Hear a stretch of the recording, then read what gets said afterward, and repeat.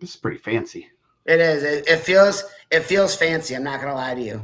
A lot more fancy than the other one. So we are back 3 days in a row. We're gonna go 4. Got the notification that we went live. The 3-point takedown on a Wednesday. Beating some snow out here. Yep, starting to snow here and slick out here. I had to put my truck into 4-wheel drive to get up the driveway when I got home today. So, yeah. I think So Kim is yeah, supposed to it move her is car out the street. We get Wednesday. tickets if we have our car in the street, so she's heading out there right now. They're putting tickets on cars. Yeah, man, and we live in a subdivision with a bunch of police. Jeez, man, some high class neighborhood there. Top flight secure the world. Yep, you got to keep the streets clear. For the plows, man, we want to get this thing plowed. Yes. Oh, these need salt down at least around here. That's what we need. So we are going to talk Newcastle. Yes. We're open to all Newcastle nicknames. Yes. Yeah, there's no good Newcastle nicknames. The Castle. There's no. I mean, it used to be big. Newcastle used to be a big Chrysler area. Nothing there. So, Chrysler's not big there anymore. So we're gonna call it the LeBaron semi-state. Drop top LeBaron. They used to have a. They called the Rose City because they used to like produce a bunch of roses. Then a tornado went through there and destroyed all their rose crops. The NC semi-state. Yes. So, man, anyone talking today? Oh, we got 24 people. We can see. I don't know. Can you see the numbers at the top? No. Okay, I can see like the time and the. I can see time and live. Yeah. Okay, so there's a little like eyeball. We got 24 people on. So we're gonna try to do a quicker recap of the regionals. Try to stay on track. Less rants. Yes. Burnt a half hour last night of my life. Yes. Yeah. So yeah. We're not afraid to rant.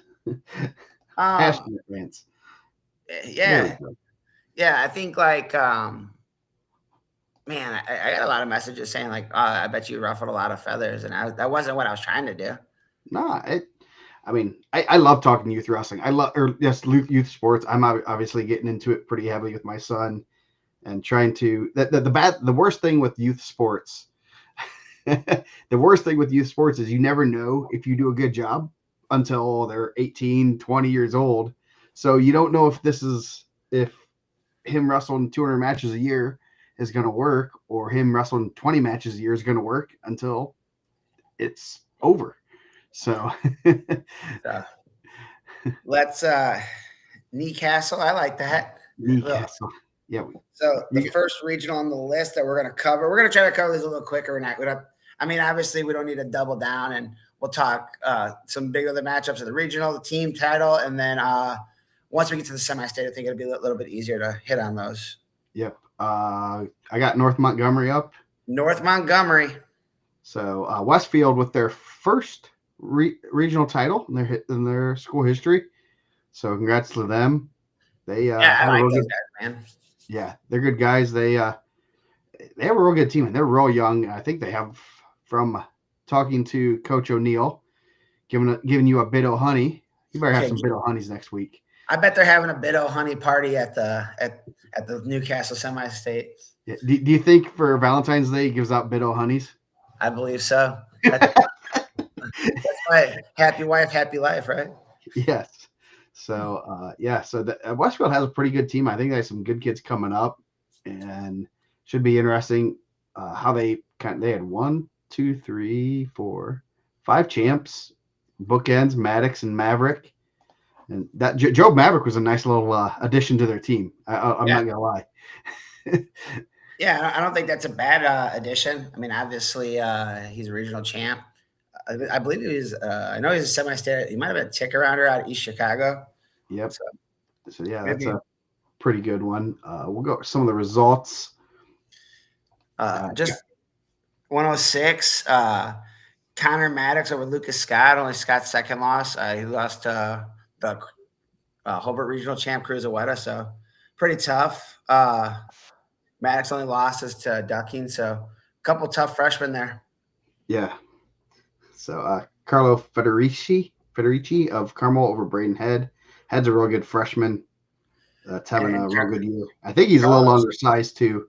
Probably, possibly just because that Maddox kid. I think he's decent.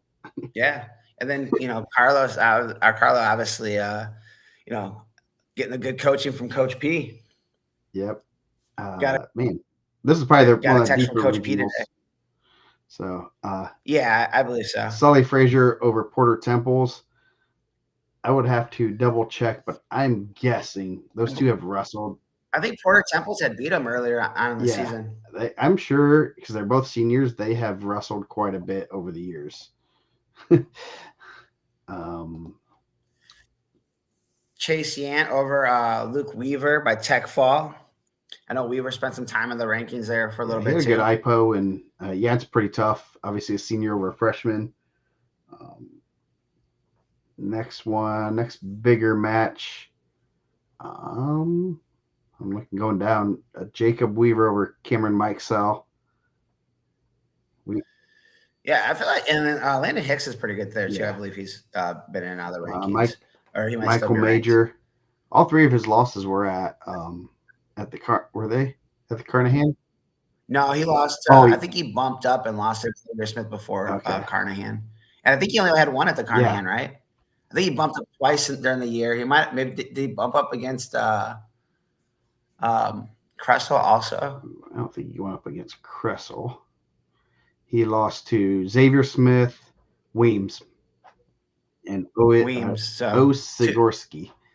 So Owen Sigorsky of Lowell, Michigan, right? Xavier Smith at 75. Chris Gil's with the drop in. I see you. I appreciate it. He's lurking there. Chris Quarles over Brody Eschleman of Zionsville at 190. Noah Weaver. Tech. I didn't even see at 144. Landon Vaught took his first loss in the semis. Senior 29-1 now. That's a pretty tough 144. 215. Noah Weaver. He's on a mission, as they say.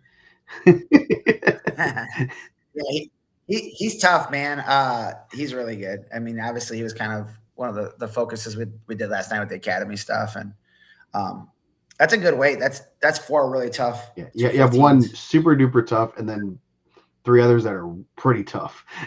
That's a three others that are really solid. That's crazy to look at. Weaver with that one loss. So Gil's just leaving us. He gets his one mention, then he leaves. That's all he comes in here.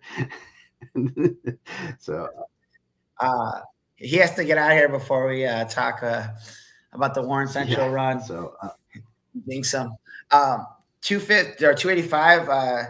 Joe Maverick over Camden Funk. I believe Camden Funk's pretty undersized also for Fishers. I think obviously they have a pretty good 215, a pretty good 175. They're pretty. I know, like they said, he's undersized and had a pretty good year. A.W. Vankirk also has had some good wins of freshmen. So quick recap there. Next one down, Perry Meridian. There, we'll talk about some Warren Central Warriors. We're going to jump right over Pendleton Heights. I guess we can do Pendleton Heights. I must have missed that one. Where to go? Pendleton. The champion there, Indianapolis Cathedral, 204 over 138 of Noblesville. The Millers, they made the top. Yeah, Bishop Chatard, it was third. So two of our favorite coaches there. I mean, I like I did. Yeah. I mean, Seltzer, nah. I like Bill too, Anthony Bill. I own a win over him when he was in high school, and he was being coached by Mike Morgan. So that was dang, man. I mean, obviously, Bill, legit. If he had decent coaching, he probably would have beat my kid. But Tate St. Laurent, the chap at 106, he's really good. 33-4 freshman. Nathan Reyes, also Tech Fall in the finals. Pretty good one there at 120. Ezra Phi, Alexander Monroe over John Bismeyer, return state qualifier. I know we've kind of talked about it before.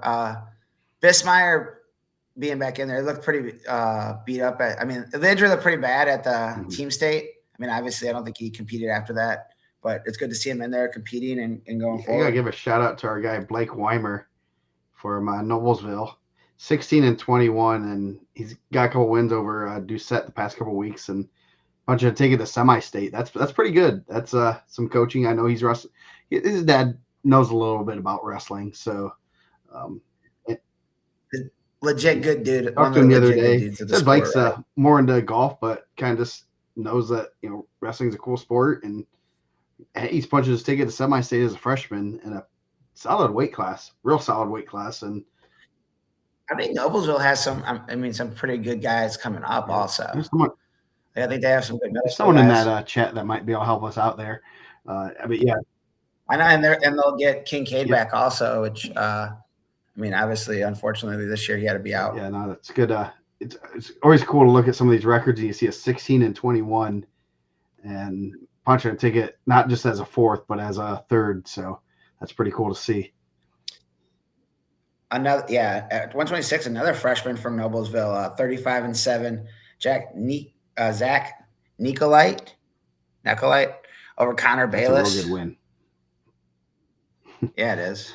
That's I guess I didn't even see that looking through this originally. So yeah, Bayless state qualifier, and that's a good win for a freshman over a senior. Colin Crowley, your champ at 32. Oh, lost it there. 38. Jack Davis, your champ for Bishop Chatard at 38. 44. Sam Bustamante over Caden Rogers. Bustamante going to Ohio. Fall. Going to Ohio University. Oh, nice. Congratulations. Yeah, that got that information, yes, last week. Two guys here in the rankings, Tyler Lavin of Cathedral. He had a real tough Al Smith. I know, his face definitely showed it. He took some licks. Real tough over Gabriel McNamee of Chatard, 11-2. Yeah, that's a kid that moved in. I mean, that's a they were talking about move-ins. His dad went to DeKalb up here, so really they're moving to the easier semi-state. That's what the people are saying that's going to happen. Lavin or McNamee? 57, Daniel Adams, Chatard, your champ there. 65, Michael Kane. Only loss on the season is to the aforementioned Kincaid, who's currently out right now with injury. Weird year for injuries, man. I know we kind of talked about it across, but a lot of really, really talented wrestlers out with injury. William Warford, 31-3. He's your regional champ of Tipton High School. Kyle Harden, he's really good at wrestling. His dad, pretty good in the grill. Your champ at 190, 33-2. 215, Kale Metzger at Noblesville, sophomore, 20-21, your regional champ. That's pretty good. How many times have you seen a regional champ with a losing record? After he just won 3 matches. Yeah. Man, did I miss Josh Kane? That's pretty. I see Michael Kane. Is that Josh Kane also? I don't know. Maybe I could tag somebody. And then a heavyweight, Jackson Apple, Noblesville. Was in the rankings all year. I had heard he wasn't going to be in there. I didn't check that bracket before releasing the final ones. Regional champ, 27-5, junior over Frankton's Ty Everson, 18-7. Metzler from Noblesville beat Jonah Ellis from Frankton, gave him his first loss in the semis. Oh, wow. Yeah. That's 20 and peaking at the right time. Yes. That's the definition of it. Now we'll go to Perry, right? Now we're on the Perry Meridian Regional. That's a pretty deep regional. But I mean, when you've seen Purdue Polytech at 8th, they're pretty solid. But yeah, that's a real deep. Okay, I was like, man, I didn't see Josh in there. Josh is the dad. All right, yeah. I mean, Franklin Central is always pretty solid. Purdue Polytech, North Central, Lawrence North, Perry Meridian, Greenfield Central, New Pal, Warren Central, and Ron Colley. Separated by about less than 20 points. Yeah, and they're going to run it back this week. We'll talk about it before we get really into it, but the team race is going to be fun. Go ahead with some of the top matches. The top matches. Sorry, I had a text. I lost my train of thought. Little do you guys know, I lose my train of thought sometimes. First time for everything. A good one at 106 here. I thought all four were pretty solid. Caleb Morrow, 7-0 win over Colin Clark. Both of those guys in the rankings. Bryson Kirk, 26-9 over Carter Stanford. I think all four of those guys are going to be. I mean, Newcastle's really tough at 106. We're probably going to be able to talk about that a little earlier than we've been talking about all the other semi-state brackets. But yeah, for real, she ain't wrong. But that's a pretty solid top four. 113 pounds, another pretty solid top four. Peyton Shutley, the defending state champ, 35-0. Junior for Ron Cowley over Keegan Dressler by Tech Fall. Keegan Dressler's been wrestling really well too. That's a really good win for Peyton. Obviously, he's really tough. Lincoln Parsons, 31-3 over Jermaine Johnson, Purdue Polytech, a freshman, 7-2. So the top four there also pretty tough. Yeah, that's a real good weight class. Obviously, those guys are probably happy that they get to be split up from each other. They're not going to have to draw any of those guys in the ticket round. Yeah, I mean that's a really good top four. 120 returning medalist Blake Getz, 34-1 over Caden Underwood, 25-9, sophomore from Lawrence North. Elijah Brody over top four here, also really good. Eli Brody over Gavin Kemp. Gavin Kemp, a really tough freshman. I mean, you can kind of gauge some of these guys based on how Gavin Kemp pin Seth Aubin at Team State, and Dylan Wills, Warren Central beat Seth Aubin the first match at Al Smith. Returning medalist Richard Rogers is third there. And Eli Brody, really, really talented, 31-3, junior for Mount Vernon. Real good four there. Tomorrow, Tyler, we're going to get the great Triple B on. How are you want to jump on? I'll send you the link. The 132-pound weight class. You have Jack Richardson was your runner-up from Ron Cowley, and Donald Bowie, the Al Smith OW. The champ there, 39-1 on the season for Donald Bowie. His only loss is the Yant. Wrestling really well. So really impressed with him when we seen him at Al Smith. Obviously, he beat LT Hawkins and Eddie Gass. So 138, Gunnar Butt win a sudden victory over Terry Easley. Terry Easley was one of my sleeper picks before the final rankings came out of guys that weren't in the rankings. I think he's pretty talented, 29-6. Ooh, wake up at 4 a.m. Yeah, pass. Bryce Doss avenging his only loss on the season to Moses Stevenson, 8-6. Alex Palateco was your third placer there. 150, Silas Foster over Jesse Franklin. Jesse Franklin, I believe, only has 2 losses by fall. Aaron Durham, another real talented, and Robert Dotson, that's talented top 4 there. Dotson injury defaulted in that 3rd and 4th place match. Hopefully he's able to go this week. You never like to see anyone get injured in that match and not be able to continue. 157, Christian Arbery, returning state medalist, 34-3 over Brady Bryant of Shelbyville, 37-7 junior by fall. Christian Arbery, he probably got a lot of pins too. I don't know if he got 100, but I bet he's got a pretty good amount of falls. Do you notice the spelling of Shelbyville? They totally butchered it. Oh yeah. It screwed up my linking. I'm like, what? Why are these like people not linking? I'm like, oh my god, they didn't know that I was entering names in the yeah. I'm so used to that. Yeah. Like, pretty good top 4 here at 165. Also, James Dozier returning state qualifier for Ron Cowley over Mason Thompson of Greenfield Central, 29-7, 4-1. The 3rd and 4th place match, Gabe Flick of New Pal, 20-11 junior over Jericho Jackson of Lawrence North, 32-7. I know Jackson spent a lot of time in the rankings this year too. 175, defending state champion, not only of Indiana, of also, what is it, South Dakota, North Dakota? North Dakota. I bet he defended in both Dakotas. Waylon Kressel, 39-2, only 2 losses coming at the Ironman over Jalen Hill, 38-3 by fall. He's wrestling really well.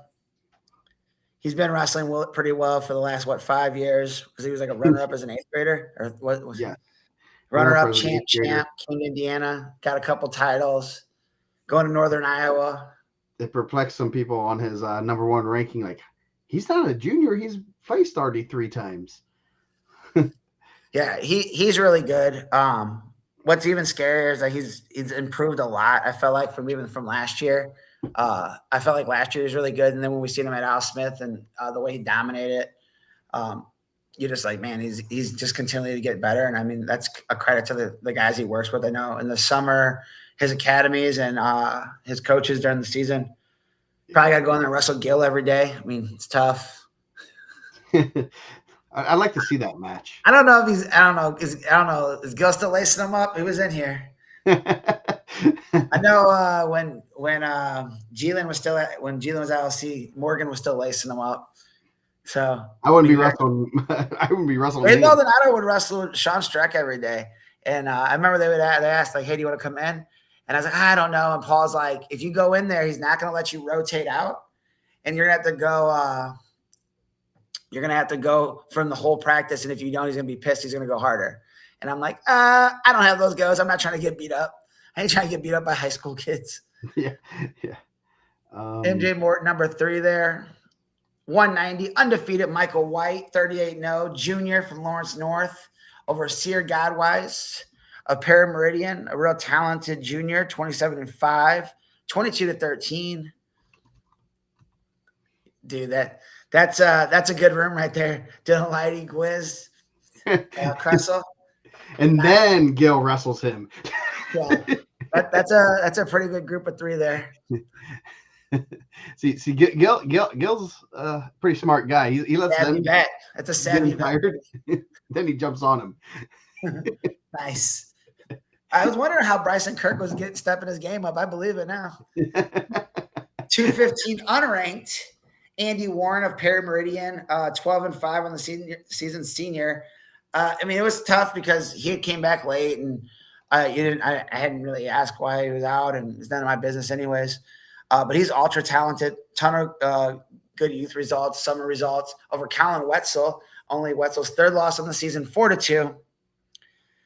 Tristan Lanham of Greenfield Central was 3rd. Antonio Cisneros Rodriguez of Purdue Polytech Downtown was 4th there. So a pretty good top 4 there.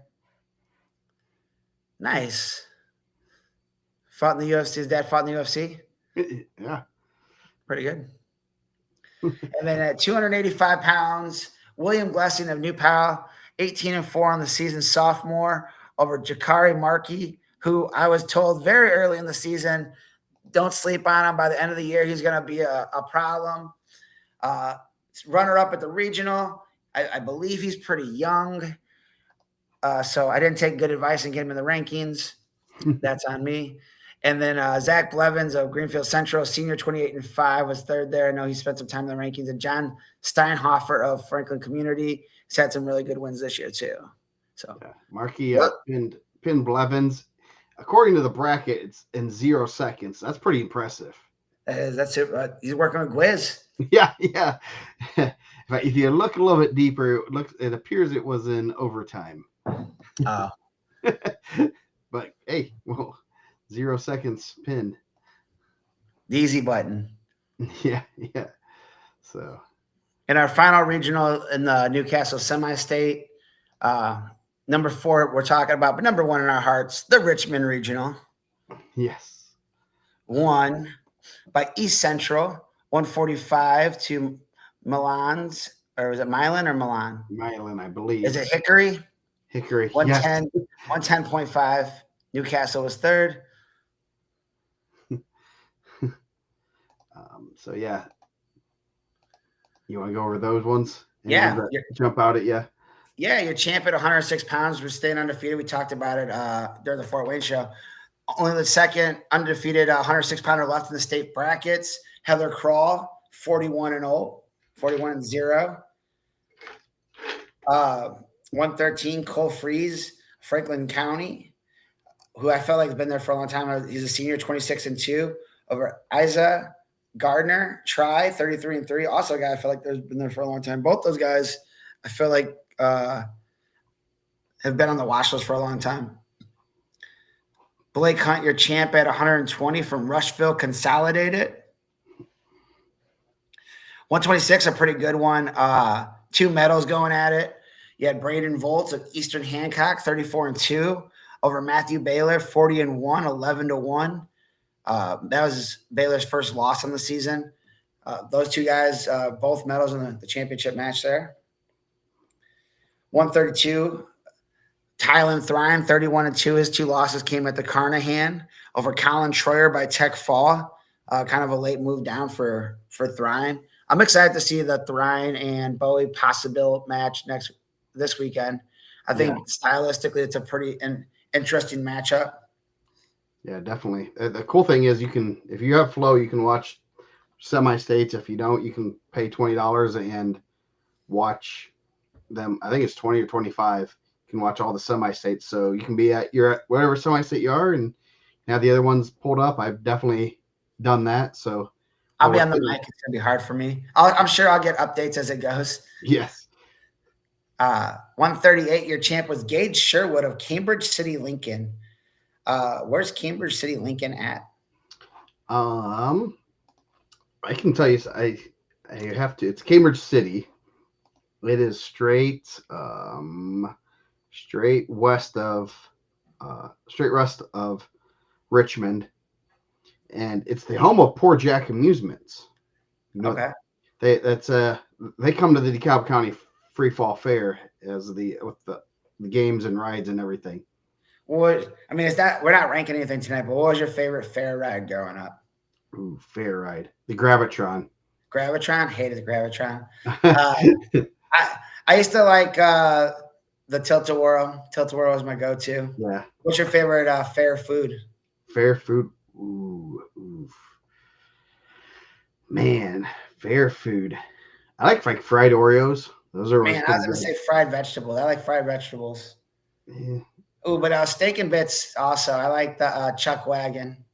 Lake County Fair, pretty decent. What's that? It's just like steak and potatoes. Oh, in the like pita bread?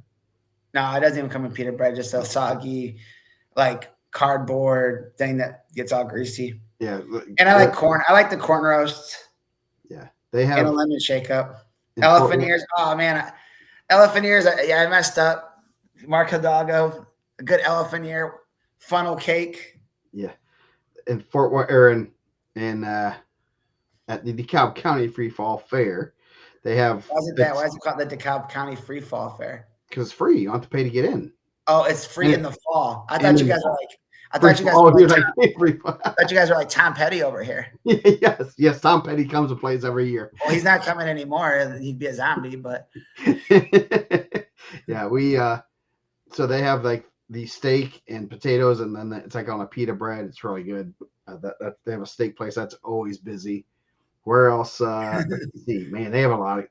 The DeKalb County Fair is pretty good. It comes with a camel menthol on the side. Yeah. Oh, so you've been to Festival of the Lakes too. Nick must be heading up north during the last weekend in September. Man, as you've gotten older, did you ever feel like you took your own life in your hands when you were riding these rides? Oh, I actually didn't go on very many rides after a while. Like after a certain point, I'm like, I really don't want to spend the money on this because I see who's putting these together, and they haven't. I'm not saying that I trust the way they're putting these things together, and these things are going pretty fast. Me and Noemi went to go ride the Ferris wheel, and I hate Ferris wheels. The dude that was working the Ferris wheel was like a dude from like South Africa or something. I don't know. Actually, I know he's from South Africa because there's a dude that we know that's from South Africa that knew them. And Noemi was like getting ready to go. I'm like, hey, stay back. He's like, where are you from? And I'm like, what? He's like, your accent. Where's your accent from? I'm like, what? Like here. And I'm like, it messed me up, man. I had to like ask people for like a couple months. Like, do I sound like I'm from another country? Like, what does that mean? Oh, so shoot. I need to have you say something. What is it that we always, the kids always tease my wife about, oh geez, what does she say that we're like, you're saying something different? It's like, no, crap, what is it? I have to ask her now. You threw me off because she has a Chicago accent in certain things. Some things, yeah. Some things I catch it too. Yeah. You say come with? Come with? That Glen Park Are you going to come with? You going to come with? I don't know. I feel like we say Chicago weird. Like if you say Chicago a certain way, you can tell they're by Chicago. Yeah. So yeah, the fair, the DeKalb County Fair is awesome. Sounds like it's free. Yes, it is. Well, free to get in because it's downtown. They just closed down the whole block around the courthouse. And have you ever played it is not going anymore, but the mouse game? Have you ever heard of the mouse game? Dude, I have played the mouse game. That was one of my grandma's favorite games. Nice. Yes. Yeah, we bags. Yeah, play bags, man. You guys call it cornhole? Cornhole. Yes, I call it cornhole. I don't know if that's a regional thing though. I've heard other people in this area call it bags and other things. We call it bags. Yeah. So I guess back on track. I guess everyone doesn't like our trip down. I've never been to the state fair in Indianapolis or wherever it's at. I used to ride. I got fourth in the state riding my horse at the state fair. Dude, you're gonna break some news right now. Tell them, man. State horse riding place runner. Yes. Yep. Hey, got fourth in the state. I was a state champion bowler also. Really? Yeah. When I was like 8 or 9. Now we're gonna go over the Newcastle brackets here. 144, your champ from South Dearborn, Landon Walton, 33-6 on the season, senior. 150, Nyan Usen of East Central, 28-7, your champ at 150. 157, Caleb Wilborn of Milan, 39-2, senior over Denver Campbell of Rushville Consolidated. I like that name, Denver Campbell. Really? The Indiana County Fair is bad like that? Jeez. All right. That'll really encourage you to go there. What? Okay. 165, Jackson Prater of East Central, your champ over Darren Reynolds of Newcastle, 31-5 sophomore over a 29-7 junior. At 175, Brody Wingate. I was informed that he was pretty talented sophomore from East Central by my guy out there, Mark. At 190 pounds, returning state qualifier, Nathan Schaefer of Newcastle, your champ at 26-1 by a fall of 54 seconds. At 215, Zane Richardson of Milan over Zane Schneider of Northeastern. I wonder how many times we've had a Zane versus Zane in the finals. Yeah. Man, I was going to say that, Duke. I didn't know you had to go strapped if you were having like Rascal Flats and like Sugarland playing there. Oh, who did we They bring see? up the hood or what? And then at 285 pounds from Batesville, Max Amberger, 39-2 senior over Logan Mendoza of Newcastle, 24 sophomore, 4-0. I feel like the board used to have a lot more Richmond regional talk. We don't get as much as we used to. So who did we see? We saw somebody. I guarantee they ain't coming as good as the Festival of the Lakes, man. At Fort Wayne, or the DeKalb County free fall fair. It's just. Was it Tom Petty? He was in there singing "Free Fallin'." No. It was a country band. Is a girl? Shoot, who was it? Man. They were at the DeKalb County Fair. It was a while ago. Okay. And there was actually, before they became popular, I'm like, oh, they weren't bad. I'm not like a big country person, but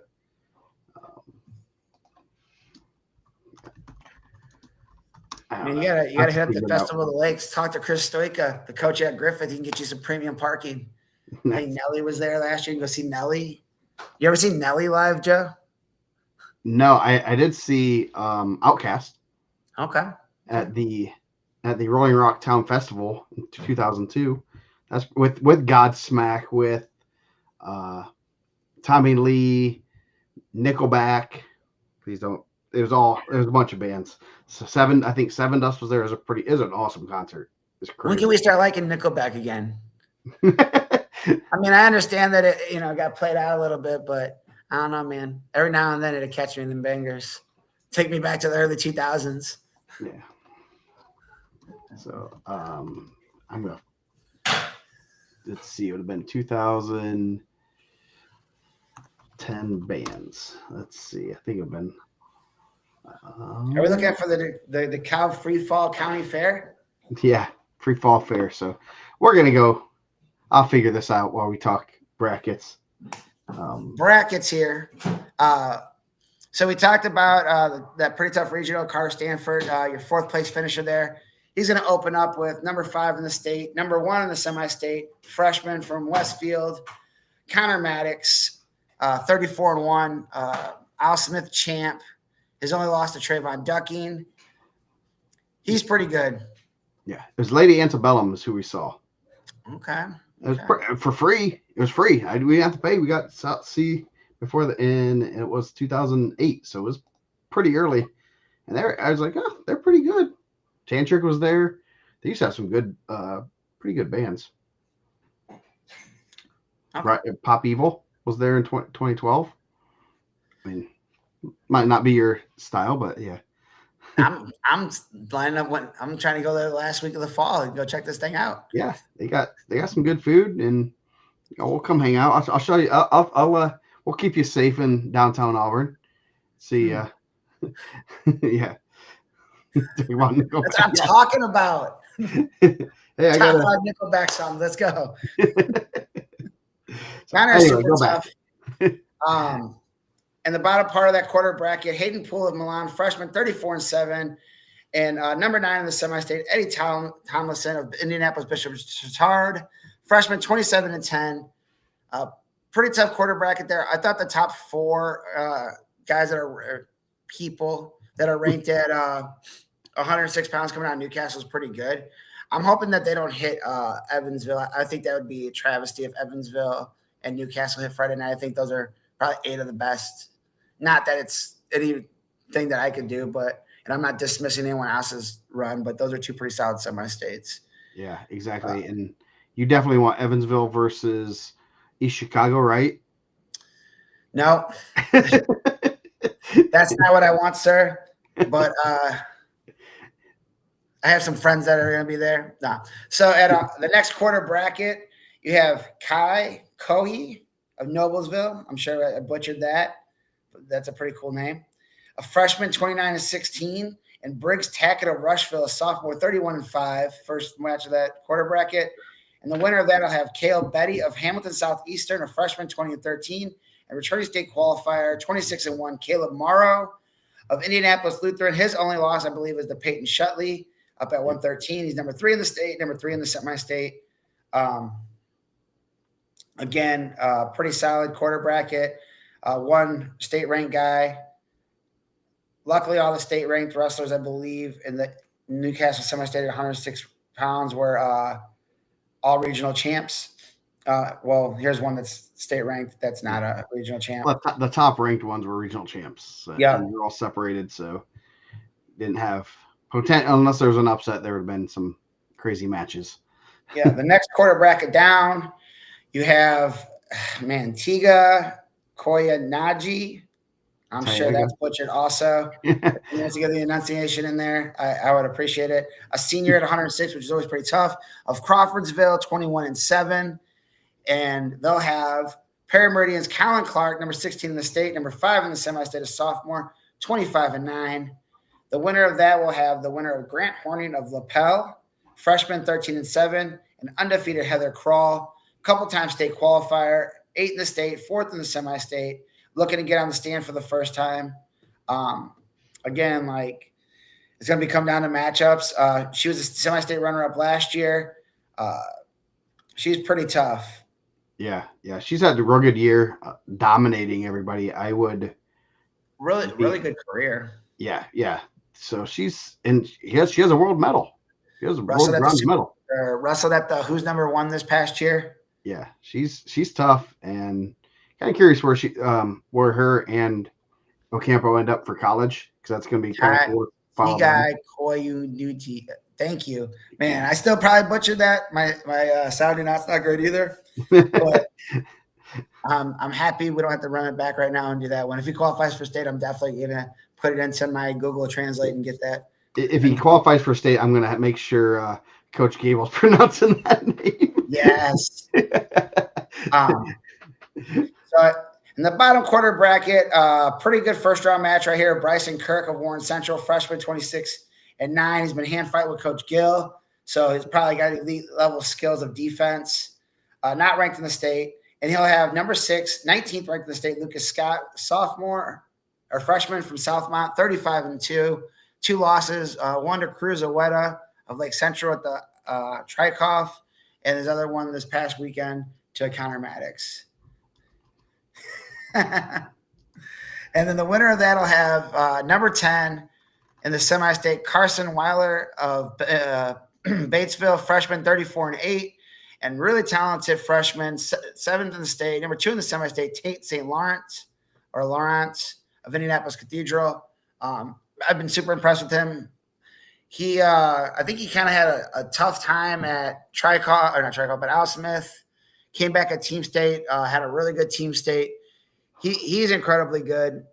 So that'll be interesting. So you got 7, 8, 3, and 5 in the state that were regional champs. Tate is really good. They were a pretty good backup there also. Jackson Lavin wasn't able to get in the lineup over there.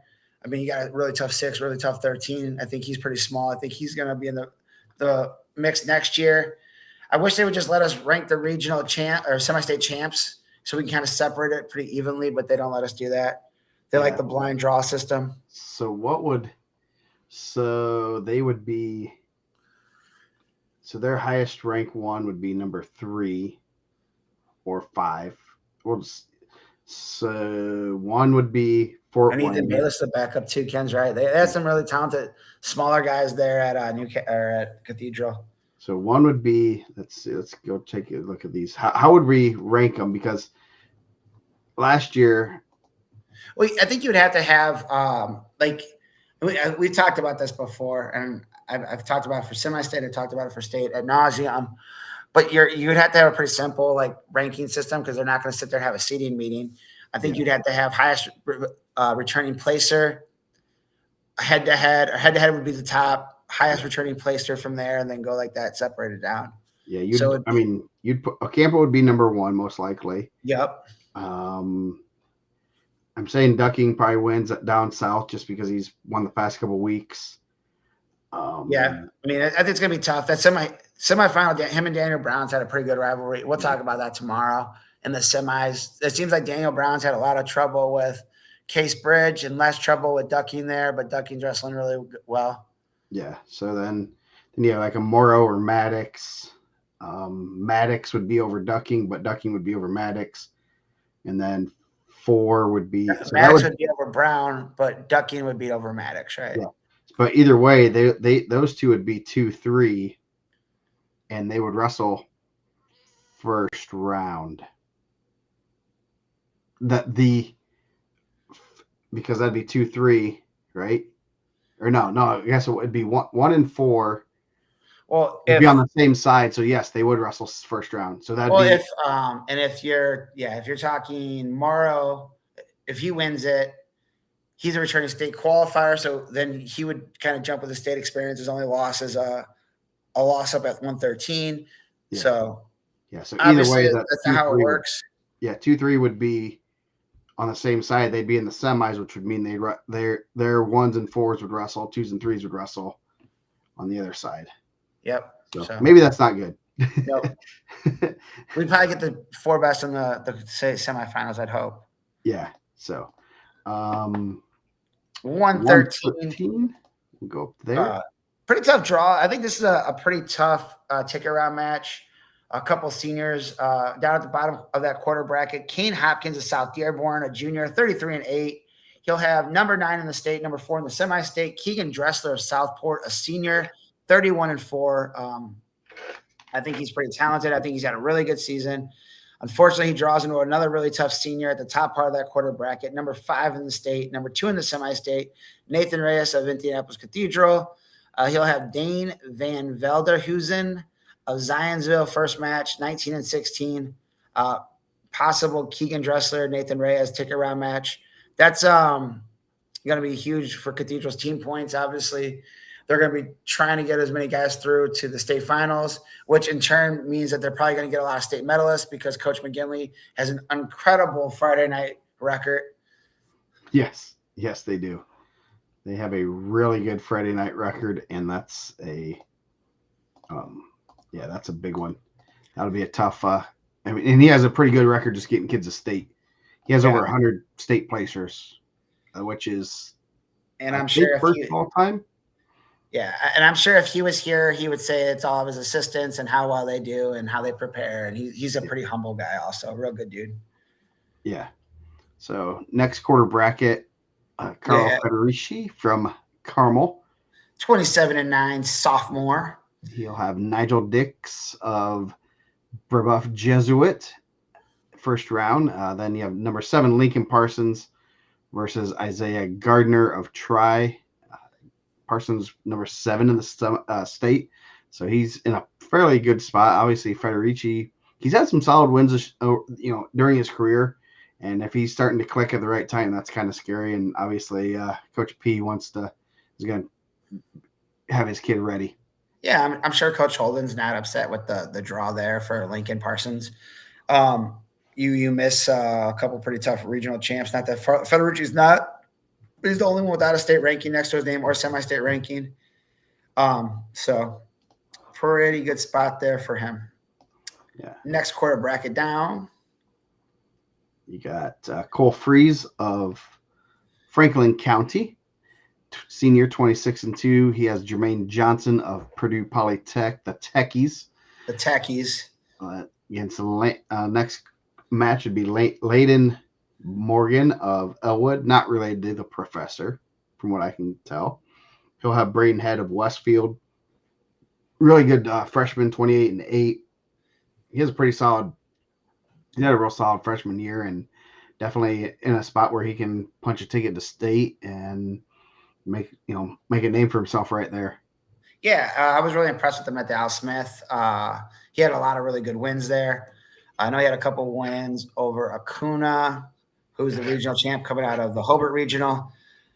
I think, he's in a pretty good spot. Like I said, I think he's probably, I don't know if he's undersized. I haven't looked at a single weigh-in sheet, but obviously I think he was a smaller weight last year than Maddox was for middle school state. But that's kind of what it is. He's having a pretty good year. So yeah, not cutting weight and having a good year. Put himself in a good spot being the runner up there. You miss Reyes and you miss Shutley. The state champ over here in the next quarter bracket. That's not a good one. Shutley going down, number 2 in the state, number 1 semi-state, returning state champion. And we got a lot of heat for not having him ranked 1. Yeah, deservable heat. Like as it went on, I haven't changed it, but like you're an undefeated state champ, returning state champ, you probably should be 1 until you lose. Yeah. So if the Shutley family's watching and they aren't happy with the ranking on that, I'm sure they don't even care. Like the Shutleys are pretty prestigious family in the Indiana wrestling realm. They're probably not even worried about that, but he probably could have been number 1 the entire year, honestly. Yeah. And he hasn't lost, so he would continue to be number 1. Yep. The good thing is he gets to prove it in just a little over a week. So hopefully, at the bare minimum, hopefully it's been motivation. It doesn't matter, honestly. Like he's gonna be there. He's gonna be in the mix. Yeah. If he's winning Saturday night, I wouldn't be shocked either. Like he wrestled incredibly well last year. I was super impressed at the state finals. Obviously, he's put it together. Hasn't lost in a good amount of time now. Yeah, so he'll have Cameron Kissel of East Central, Braxton Aragon of Lebanon. We'll have Quinn McName, Sounds good to me. Bishop Chittard. So Shutley in a good spot. Obviously, no ugly draws for somebody. No one else. He's the only one with the rankings, so heavy favorite there with everyone else with double-digit losses. And he comes in with 0. I feel like sometimes, like when like I seen this, like go get them, ha ha ha. Ha. Like I feel like there's a lot more people that when they make those statements, like what I'm doing here, like they're very standoffish. Like that's the way it is, and I'm gonna explain why it's this way and how. And I'm just like, yeah, man, that sucks. Dude, I feel bad. Yeah. Like I think I said it before they even commented. Like it could have went either way, but that's fine. I could take that. That's I mean, it's rankings. We all know what their rankings. They're not predictions by any means. And you get heat for, especially when they don't hit up, you're going to get some heat for some of those. I guarantee, and I don't think it's going to, I'm not going to say Luke's going to be the one that does it. I guarantee, like everyone that says rankings don't matter, if Peyton Shutley wins Saturday night and he's the state champ, I'm going to get 100 people posted on Indiana Matt talking about how I got it wrong and how I was like the dumbest person. But they didn't matter. It didn't matter at the time when they were being ranked, right? Yeah. So, yes. Rankings never matter until someone that's ranked loses, and then you have to hear about it, right? Exactly. Then the top quarter bracket, returning state medalist, once beaten Blake Getz of Roncalli, a junior. His only loss, I believe, is to Cameron Meyer of Bloomington South, right? That is, yes. Let's 8-1. Go. He'll have in the first match, senior 31-11, Iron Bear trained, Cooper Doucette. Tough spot right there, but I mean, when you're training with the Iron Bear, it's pretty good. Thank you, Luke. I appreciate you, man. I'm not going at that. I appreciate it. The next quarter bracket down, Kyle Rudnick of Union County, senior 32-10. And he'll have another senior 24-10 from Hamilton Southeastern, 23 in the state, number 6 in the semi-state, Nick Anderson. So Anderson and Getz both ranked in the state, both ranked in the semi-state. But, you know, anything can happen first round. A lot more seniors at the lower weights than kind of the first 2 semi-states we did, right? Yeah, definitely. There's a lot of smaller people in the greater Indianapolis area. Probably because they don't get as many good rides at the state fair. It sounds like can't ride them. Yes. Nah, I'm joking. Don't send all that hate mail to me, please. You won't like my next comment. And if you did give me some donations, I would definitely open my ear a little bit more. But I will be taking donations at the hangar Friday night after round 2. Liquid donations. The more donations that you give, the more honesty that come out of that mic. So next quarter bracket down, you get the pre-show on the real show. Yes. Next quarter bracket down, you have number 16 in the state, number 4 in the state, Ezra 5 on Alexandra Monroe, senior 37-4. And I have Kenny Sellers of North Central, a senior at 30-9. Man, I feel like 5's been in high school for a long time. He's been on the watch list forever. He's been in the mix. Kind of a tough spot here too. I'm sure he's had some tough draws. I don't have all of his draws in front of me, but I know he's been right there every year. I think I've taken him in the pick'ems every year. Watch, if I don't take him in the pick'ems this year, punching a ticket. Yeah, he last year he lost to Richard Rogers, medalist, state placer. The year before that, 2023, I do not have. No, that's 24. I don't have those. The other ones, I have to check those out. I'll get them. In the bottom quarter bracket, we have freshman from South Dearborn, 24-10, Jaden Coy, the third place at the Richmond Regional, and he'll have senior 34-4 from Westfield, number 10 in the state, number 2 in the semi-state, Porter Temples, another guy we got to see at the Al Smith. I believe he took 2 of his losses there. Returning state qualifier. That could be a tough one for Phi and Temples. Both of those guys, only 2 guys with a ranking next to him. And I always trust what Howie does. So if they're ranked, they're probably going to be the matchup. Yeah. If you're one of the other 2 guys, I'm sorry, I didn't mean that. Sophomore year, he lost to Bryce Doss in the first round. Pretty good. Yeah, so that would have been 2023, 2021. I had to do it this the old-fashioned way because his name wasn't linked anywhere. Let's see. He was at 106. He had a real good year his freshman year. And I do not see him in the bracket there, so he might not have made it to region semi-state. So next quarter bracket down, you got the Richmond Regional Champ from Rushville, junior 30-6, Blake Hunt.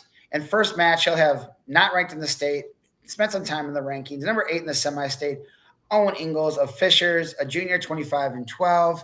He's had some really good wins this season. I know he had a win over Daniel Mata at the Trikoff. And then the bottom part of that quarter bracket, you have talented freshman we already talked about from Noblesville, talented golfer Blake Weimer. And he'll have first round, not ranked in the state, number 10 in the semi-state, Caden Underwood of Lawrence North, a sophomore 25-9. Underwood and Ingalls, the only two guys ranked in the quarter bracket there. Ingalls is a 4 and Underwood is a 2. Pretty good spot there for those guys. I'm sure they kind of missed a couple tough draws. Yeah, Weimer actually put himself in a good spot there. To tell you the truth, winning there, he's in a good spot to wreck some. Go to state with a losing record. Have we ever had someone with a losing record? Danny Abu Shihab, right? Wasn't he? Was that a losing record? Or is he just above 500? He was like 20-18 or something, I think. Danny Abu Shihab of Mishawaka. Yeah, circa 2005. Those records. I think some of the records are off, but yeah. Bottom quarter bracket here. Starting off with the North Montgomery Regional Champ, number 15 in the state, number 3 in the semi-state, Sully Frazier of Zionsville. He's a senior. He's 28-7. He'll have freshman from East Central, 25-11, Jackson Fileman. On the bottom part of that bracket, you're going to have Fabian Rodriguez of Southport, 19-9, and John Bismeyer, returning state qualifier, 18 in the state, number 5 in the semi-state, senior, 22-8. They might have hit at the Al Smith, but I'm not positive. They did. He beat Barnhart. Lost to Temples. No, they did not. So a couple state qualifiers going to be duking it out, possibly in the ticket round for a ticket to go back to Gainbridge Fieldhouse. A couple blocks from the house, it seems like. I mean, I don't know how far. Zionsville and Cathedral. It's definitely closer where I'm coming from. Yes. They're probably not having to pay for that Thursday night hotel, right? Nope. That's going to be a good time, though. It's going to be a real good time. Next, at 126 pounds, returning state medalist, number 6 in the state, number 1 in the semi-state, senior, 33-2, Chase Yant. Fishers, he's the North Montgomery champ. He'll have a tough run right off the bat with Dylan Wills, 20-14, Warren Central. He's a gamer. Bismeyer 11-5. Thank you, Ken Jaw. That'll be a tough one. Will is tough, man. Solid, doesn't get out of position. Yant's incredibly tough. He gave Bowie his only loss. I don't know what the release for. Bismeyer or M-Town, or Danny Abu Shihab and Darren Scott M-Town. I believe Nick Duke. I heard he's got a beautiful mind for wrestling. Yes, he does. Next quarter bracket, we have Brogan Rollman of East Central, a senior. He's 17-14. Oh, yep. And then we have number 23 in the state, number 7 in the semi-state, Connor Bayless, senior, 27-12. Winner of that first round match will have the winner of Wills and Yant. That'd be a pretty exciting match. First round off the scale for those guys, which is, I think, comes into a huge factor. If you got a hard cut, basically back in the day, you didn't have to wrestle that first match. I don't think guys liked it. I think they like to get kind of get a match in. So we added the 4th. When was the first year we added the 4th place finisher? 2004? No, 2009. 2009. It's either 2009 or 10 because I know 2008 we had a 4th placer that didn't advance. So yeah, a lot of hurt feelings, and which I think there's a couple. That'd be my rant tonight. If you guys want to tune in for the end of this, regional alternates, I'm going to go on a little bit of a rant because I think it's the dumbest system we have. It's the dumbest alternate system that we have. And that's no disrespect to any of the regional alternates that could get pulled into the semi-state this week. I just don't think it's the right system. Ooh, Man, I didn't know we were doing a ramp. I didn't know we were doing it either, but I forgot. It's just those things. Next quarter bracket. Here's kind of a death draw. Probably not one. Two guys that are obviously 12-9. Two guys that we expected to be at the state finals. Number 9 in the state, number 2 in the semi-state, Eli Brody of Mount Vernon Fortville, junior, 31-3. You have Aiden Smalley of Hamilton Southeastern, a senior, 17-14, first match.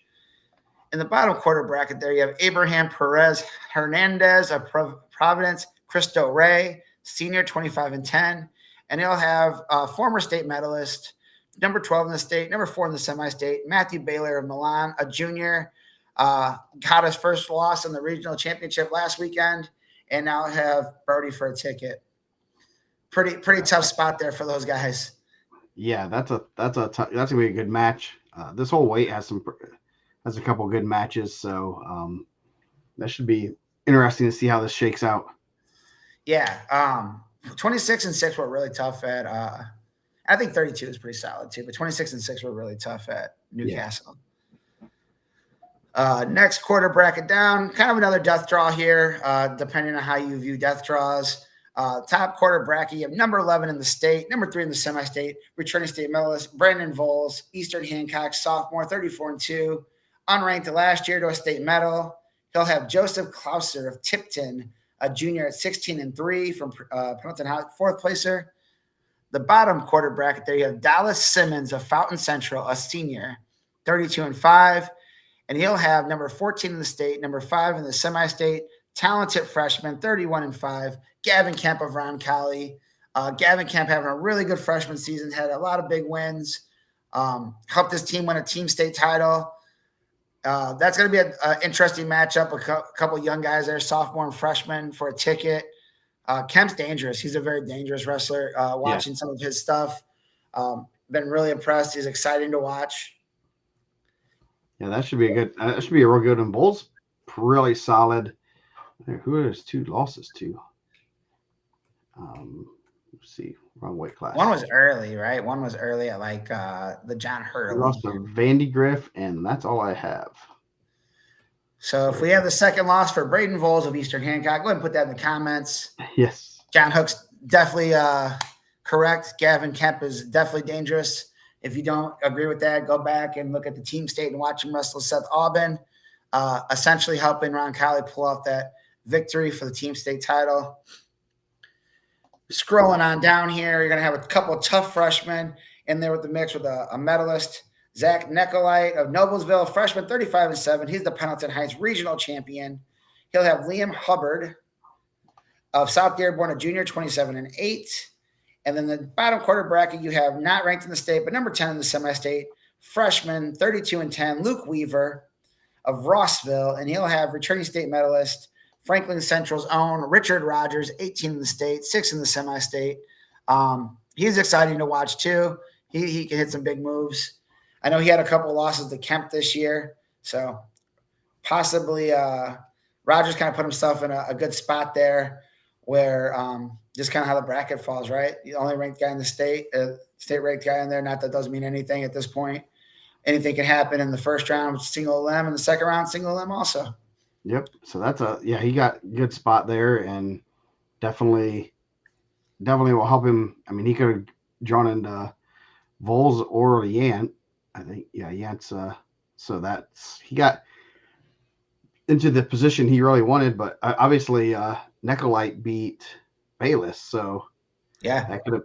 I mean, in theory, he was probably looking at it and saying, "Well, man, I'm not gonna if I get second here, I'm gonna run into someone really good," and ends up Nicolite with a pretty big upset, and so obviously Nicolite beat Bayless, so he's pretty. You can't overlook Luke Weaver that first match either. If you're looking past that ticket round and get stunned in that first round.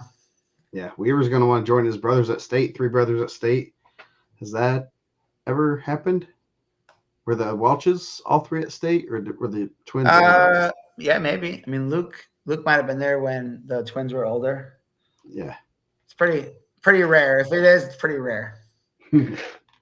Especially when they're not twin. Yeah. I would say if they weren't twins, it's really rare. Yeah, none of them are twins. So, Yeah. Yes. Congratulations to the Weaver family. You guys have a lot of kids. Like, they went to middle school also. They might. Rogers I think and there was. Brian Kincaid. Zach beating Zach twice this year, but Zach has a lot of funk, which is probably so. I think Richard Rogers has a lot of funk too. And we're not talking about the ringworm. Definitely do not want them to have funk this week. No, don't get skin checked, please. Yes. Someone almost got skin checked at the Crown Point Regional, but they had a note. Pretty prominent wrestler almost got yanked from the bracket. Ooh, that's never good.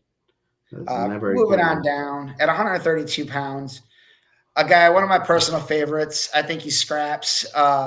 He stays in the rankings all the time. Double-digit losses. Michael Weaver's a 7th grader, so yeah. Cullen Crowley of Indianapolis Cathedral, 23-10. That's a guy that I always feel like anytime I watch him wrestle, I always walk away impressed. He's probably one of the guys that I give him a little bit more leeway. All of his 10 losses, probably pretty talented guys. He'll have Connor Frazier of Centerville, senior, 29-10 on the season. So right off the bat, 2 guys with 10 losses. Cullen Crowley, 14 in the state, 4 in the semi-state. Bottom quarter bracket, 2 semi-state ranked guys. Jordan Franklin of North Central, a junior, 33-10. And Will Horosky of Fishers. I don't know if that's how you say his name, but that's how I've been saying it for a couple of years. So hopefully it's close. 23-14. So someone in that quarter bracket is going to the state finals with double-digit losses. So doesn't, get your matches in, doesn't matter. Just keep getting better every match, right? Yep. And Fishers has, all those guys wrestle pretty solid schedules, especially Cathedral, Fishers. I think Cathedral might have the 2nd or 3rd toughest schedule, and that's like every year. So it's not so that's just tells you that they don't care if they come in with 10 losses because they're going to be battle tested and ready to wrestle. He's really tough. Yeah. I think that he's real scrappy. I really like watching him wrestle. I think he's a guy, and I don't know what he'll do this year, but definitely next year I think he'll be in the mix. Yeah. Next quarter bracket, you have Thadian Alexander of Frankton, a senior, 29-8, and he'll have former state champion, number 1 in the semi-state, 2 in the state, a junior, 31-2, Tylen Thrine of Newcastle. His 2 losses were at the Carnahan. One was to Braylon Reynolds of Brownsburg, and the other was to the kid from Marist. What is his name? He's also a state medalist. He's like a Northern Regionals champ. Let me pull it up. Can't think of his name. If Joe Stanley's in the chat, I know I changed my fire alarm, so his dog should be all right. I found it too. I had Kim checking all the fire alarms in the house, and she was freaking out. So I don't know where it's at. We had one in the closet. We took it down. We never took the battery out. Nice. Yeah. I don't. What was that his name from Marist? Who's the one who has the loss to him? Is it? You're talking. Who? Oh, Thrine. Oh, Thrine. Yeah. Oh, jeez. I was off of my own little world. It's Allen. Yeah. Donovan Allen, real tough wrestler from Illinois. 3 losses in his career. His only other loss to Jake Hockaday. So pretty impressive career so far for Tylen Thrine as a junior. In the bottom quarter bracket there, you have 2 semi-state ranked guys, one with a state ranking, Parker Culp of Hamilton Southeastern, 18-11. I think he's this year's Drake Rhodes, who everyone wanted to send me when they got a win over Parker Culp. That was the message I got all the time. So he was the guy that was out there, everyone's favorite win, I guess. And then from Round Cali, Jack Richardson, sophomore, 28-8. Number 17 in the state. So that'll be a good one right off the bat. Culp and Richardson. And the winner of that is going to get Tylen Thrine, who's had a lot of success at the East Chicago or the Newcastle semi-state. Yeah. Oh, there's old Joe Butler. Joe Butler coming in. I believe he might have been a Harvey Twister. He doesn't wrestle like a Harvey Twister, though. Harvey Twister is a lot of big moves, explosive move. He's more of a slow it down, only attack a couple times a match.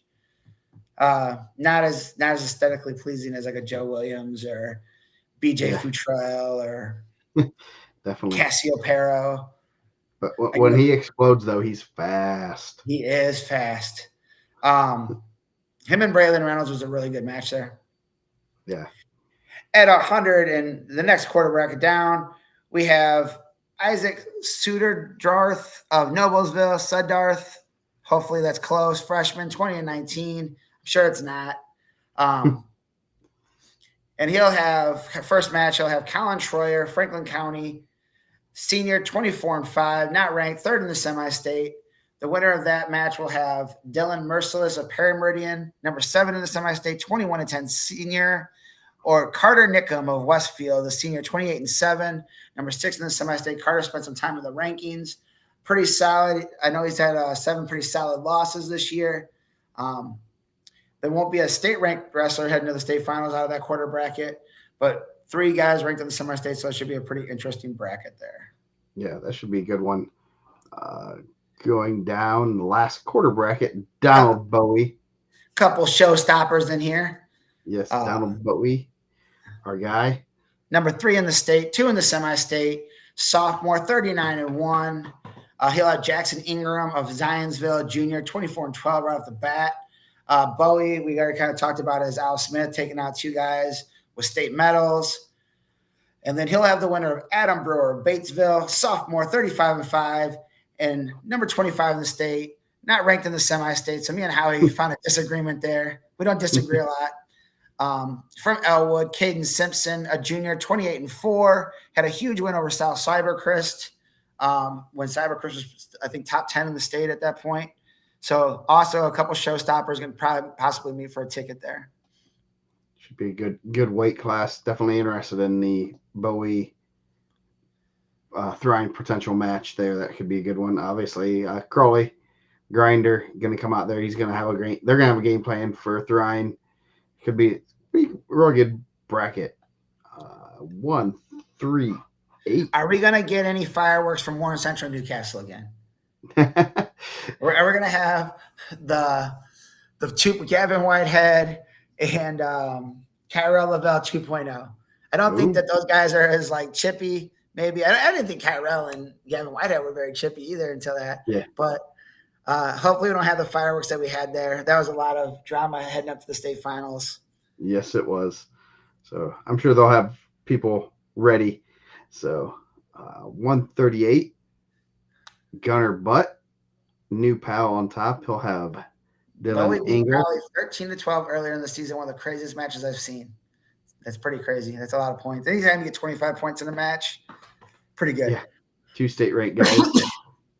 But we'll have Dylan Engel of Milan, Simon Kuhn, number 9 in the semi-state, Hamilton Heights, versus Matthew Billett of Hamilton Southeastern, but a returning state placer. He was 4th, has 2 state medals, 4th and 6th, so looking for a 3rd state medal, looking to be a rare 3-time medalist or 4-time medalist.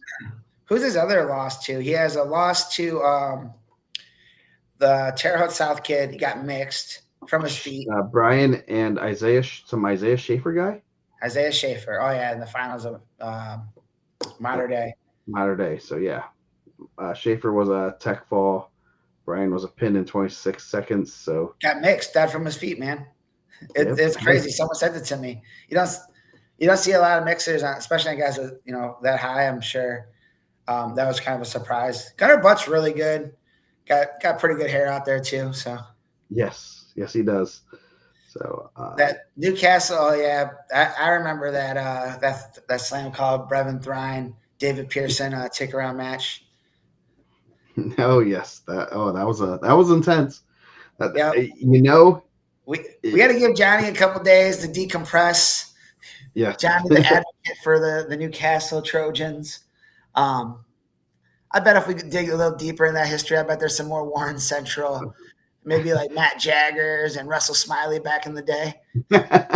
Oh, I'm sure Johnny. If Johnny's probably listening, I'm sure he's probably writing a 6-paragraph history lesson of the Newcastle versus Warren Central rivalry. I'm sure there's a pretty good rivalry. I mean, they probably hit 1 million times in the ticket round.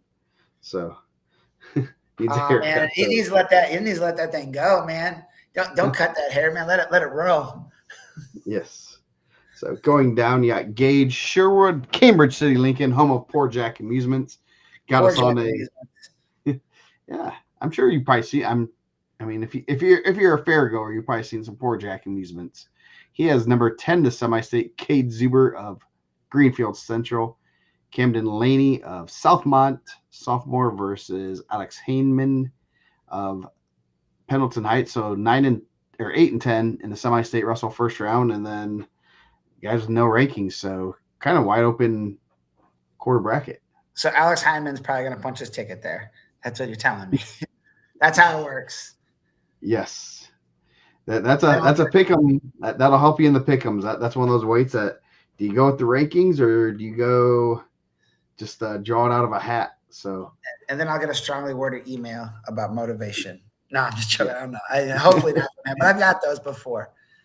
I didn't send you a single piece of information, not a single result the entire year. You didn't rank me. Thanks for the motivation. Yes, you're welcome. So bottom half bracket, Alec Washburn, number 7, the semi-state from Westfield. He has Luke McGinley from Indianapolis Cathedral, senior 15 and 20. Isaac Hanghold of East Central. He has Terry Easley, number 23 in the state. Easley's had a really solid career, but he's not been in the state yet, has he? I do not believe so. He's put out a regional last year. He's had a really good career and just never been able to punch his ticket at the state. But I think this year he's in a good spot.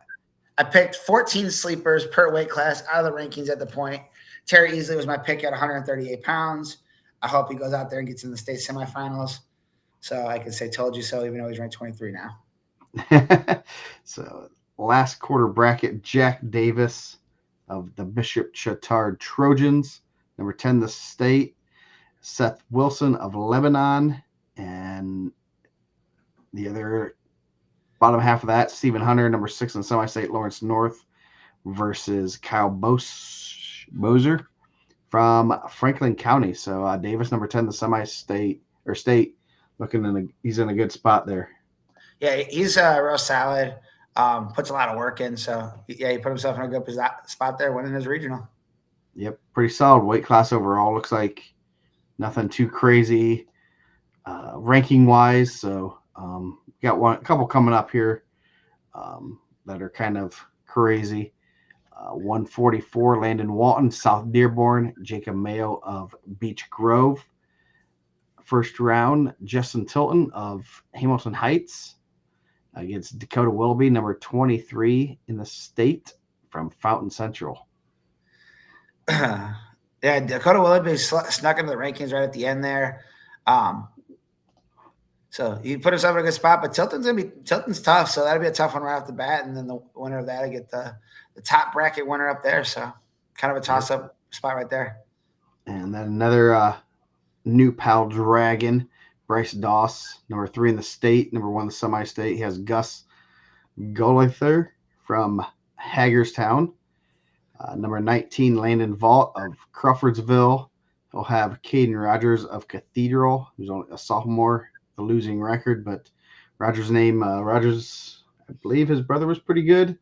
So you can't overlook him. He's, McGinley will get him ready, and it could be a really good match there. I believe Vault was in the ticket round last year also. 29-1 senior. First loss in the semifinals. Tough spot there. I mean, with him and Doss, I mean, you're going to have 2 losses combined, possibly for a ticket there. Not kind of getting the cart ahead of the horse here. But you can't look past Caden Rogers if you're looking to take around.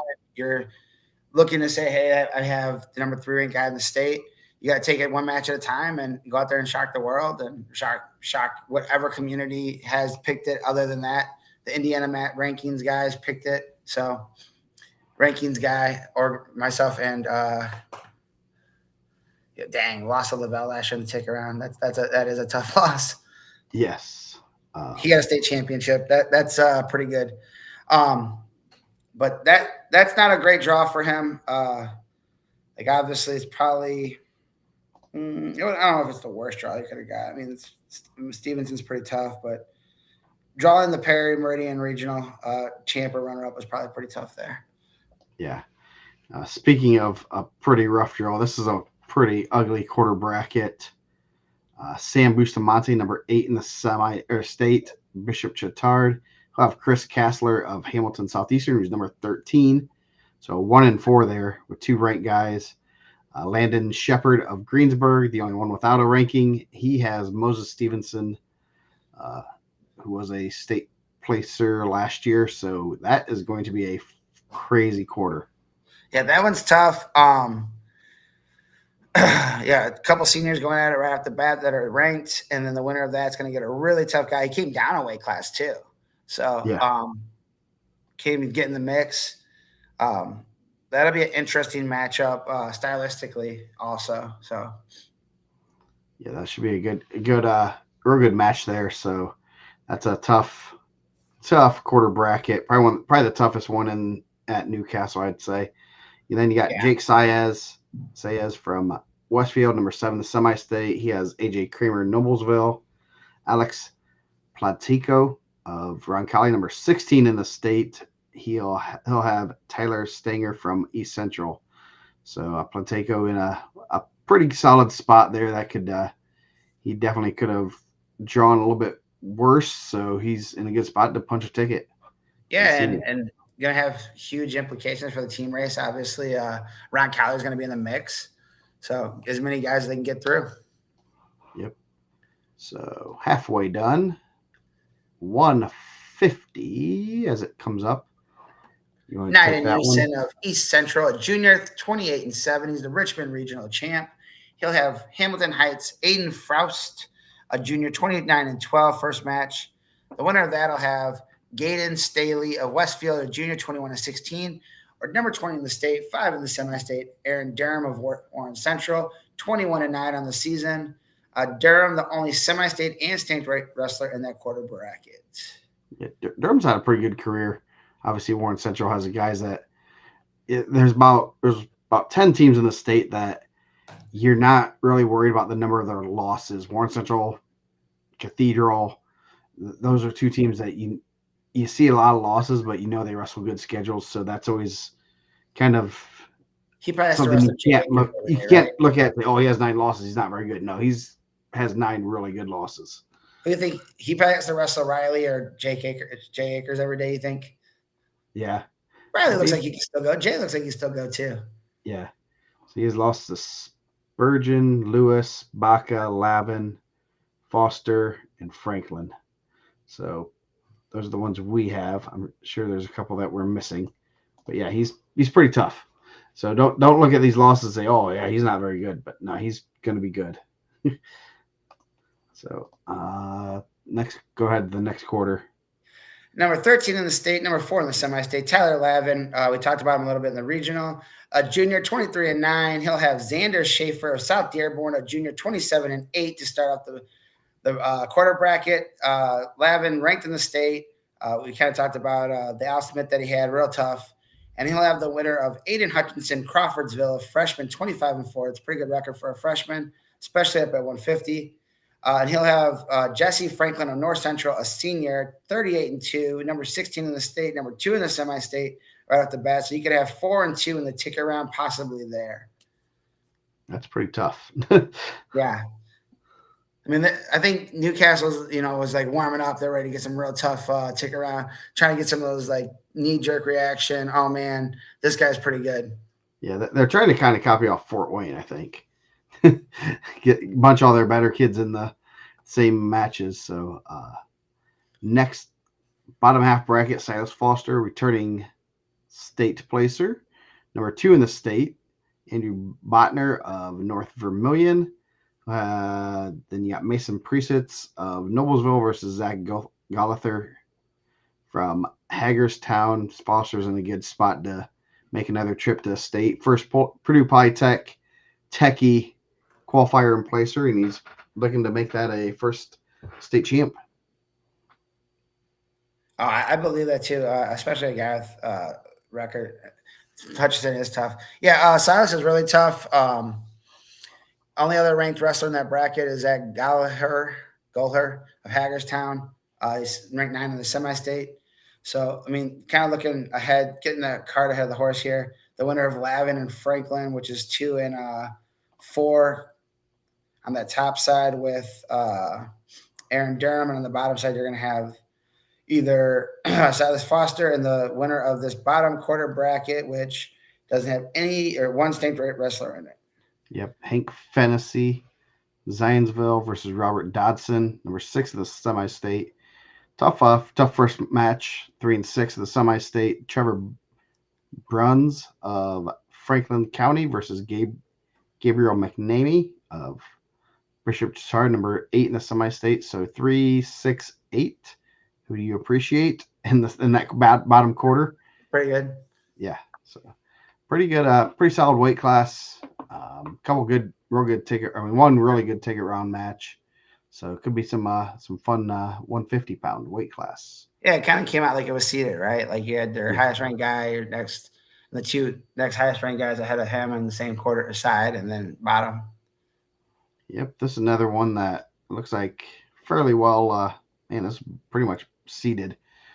Christian Arbery up top, Warren Central senior, returning state placer. 2 of his losses are at Iron Man, and then the other one was a close one to MJ Staples. Yep. So I think I need to. He's had tough luck. He's had some tough luck at Al Smith and some tough calls, right? Yeah, some brutally tough calls, and that's rough. So that he has Carson Rollison from Park Heritage, Grant Soper of Centerville versus James Grime of Indianapolis Cathedral. So obviously Arbery is a heavy favorite there. I agree. So next quarter bracket, Jacob Weaver, state qualifier as a freshman, 40-1, number 10 the state. His only loss is to Mikey Ortega. Yes, Ortega. And then he has some pretty good. He's had a lot of good matches this year. So he has Xavier Akapan of Purdue Polytech, number 8 in the semi-state. Will Rowland from Alexandria Monroe versus Denver Campbell, number 9 in the semi-state. Yeah, again, kind of like it's seated. Yeah, I mean 1 and 2 on the same side of the possible semifinal match. 40-1, 34-3, but both of those guys have put themselves in a pretty good spot to possibly punch a ticket. Aiden Costello missed weight at the Hobart Regional. Hayden Smith was injured in a accident outside of wrestling and had to withdraw from the tournament. So hopefully we haven't heard back from John Goldsberry. I'm sure we'll talk more about that tomorrow. Hopefully he's doing better. Yep. So original prognosis was he'd be back next year. Luckily he has another year, but sounds like he'll be able to recover fully and hopefully no side effects. So down bottom half bracket, number 17 state, Caleb Wilburn of Milan, 39-2. He has Jackson Gibson of Pendleton Heights senior, 28-12. Then number 20, Landon Hicks of Hamilton Southeastern, 25-7. He has number 7 in the semi-state, Brady Bryant of Shelbyville, spelled correctly on my brackets. Nice. Good job. Congratulations. Thank you. So you got 357. The old Garrett. That's a Garrett phone number. 357. 3560. That used to be our number. Not my number now, so don't try calling it. I thought maybe it was Mike Jones out there. So that should be a solid quarter bracket there. Last quarter bracket, number 19, Daniel Adams, Bishop Chatard versus James Bond.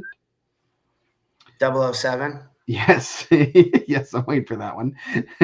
He'll have the next bottom quarter or bottom bracket, Adam Bryce of Greenfield Central, Cameron Mikesell of Western Boone. So Adams, number 4 in the semi-state, 19 in the state, and number 6 in the semi-state, Cameron Mikesell of Western Boone could be a 4-6 ticket round match. Match for a ticket there. Yes. Going down to 165 pounds. Kicking off the bracket, 2 ranked wrestlers. Starting off with Michael Kane of Hamilton Heights, number 5 in the state, number 2 in the semi-state, a senior. He's 42-1. We talked about his only loss, Aiden Kincaid, currently on the IR. He'll have Jericho Jackson of Lawrence North, first match, a junior, 32-7, number 25 in the state, 5 in the semi-state. Pretty good one right off the bat for those two. Moving on down, you have Darren Reynolds of Newcastle, 29-7, a junior, and you have Cohen Davis. He has like a third name a lot of times, right? Usually Jackson Davis in our database. So I don't know. I always get worried. Names kill me like that. Just like, and I don't care what he wants to be called, but I always like to make sure we're consistent with what they're being called. And sometimes we get the Jackson Davis on some of the things. Sometimes it's not. So, whatever you want to be called, I don't care. So, but yeah. And man, I almost made a bad joke. Like just a corny joke, not an off joke. But not ranked in the state, number 7 in the semi-state, sophomore, 29-8. So you got 7, 5, and 2 in that quarter bracket. Pretty tough. Next quarter bracket down, we have James Dozier, returning state qualifier for Roncalli, senior, 27-9, 20 in the state, number 4 in the semi-state. He'll have Alexandria Monrose, sophomore, Garrett Smith, currently 12-23. Yeah, I mean, congratulations to Garrett Smith, man. Everyone who steps on the mat with an opportunity, my man. Yep. Hey, you got a ticket and you're going out there putting it on. You have a chance. If you're there, you have a chance. I believe Coach Prost. He said it's just Jackson, no Jackson, and they're just Cohen. Well, the Jackson isn't okay. Well, I'll just take it out then. Thank you for the correction, sir. And the bottom quarter bracket there, we have Caden McCallan of Milan, junior, 34-7, or Milan. I'm not sure. I think it's Milan, right? Yeah, Milan. 17, I get too fancy thinking about Europe. Number 17 in the state, number 6 in the semi-state, Jacob Cole of Rossville, a junior, 38-3. So you have possibly 6 and 4 for a ticket there, 17-20 in the state. We flipped it. He has Dozier at number 4. I have Cole at he has Cole at number 6. I have Cole at 17, and he has Cole at 20. Me and Howie. Don't always agree. Agree a lot of the times, though. We do. He's the police. You gotta kind of keep your cool. He is now Cohen Davis. Everywhere you can look, it's Cohen Davis. So that's cool. When Howie's around, I'm 10-2, eyes straight ahead, no phone in my hand. Yes. Next quarter bracket. Number 1 in the semi-state, 3 in the state. Incredibly tough Michael Major, coming back off an injury from last year, having an awesome season. He has Thane Barger of Northeastern, a senior, 27-13. One of Major's losses was at the Carnahan. He took the challenge to go up there and wrestle in that tournament, and he's bumped up a couple times, challenging himself. And he'll have the winner, Jimmy Pappas, a junior, 14-16 from Cathedral, and Mason Thompson, a junior from Greenfield Central, number 11 in the state, number 3 in the semi-state. So 1 and 3 possibly for a ticket there. Yep. That's Thompson's had a real good year, and Majors looked really solid. He looked really good at the Carnahan. Another one of those guys, won the handful, a little bit more than a handful, that took the challenge to go to the Carnahan on less than a week notice and went out there and showed out. So that's pretty impressive. Yeah, really impressive. I was really impressed with him there. Bottom quarter bracket, you have Jackson Prater of East Central, sophomore, 31-5, and he'll have Warren Pollard, North Vermilion, sophomore, 30-6. And then we'll have the winner of Gabe Flick of New Palestine, a junior, 20-11, not ranked in the state, but number 10 in the semi-state. And the Turner Seal of Poundton Heights, a junior, 30-12. So Flick, the only semi-state ranked wrestler in that quarter bracket, kind of put himself in a good position here. But Jackson Prater, your Richmond regional champ, is going to be looking to continue his hot streak from the last couple of weeks.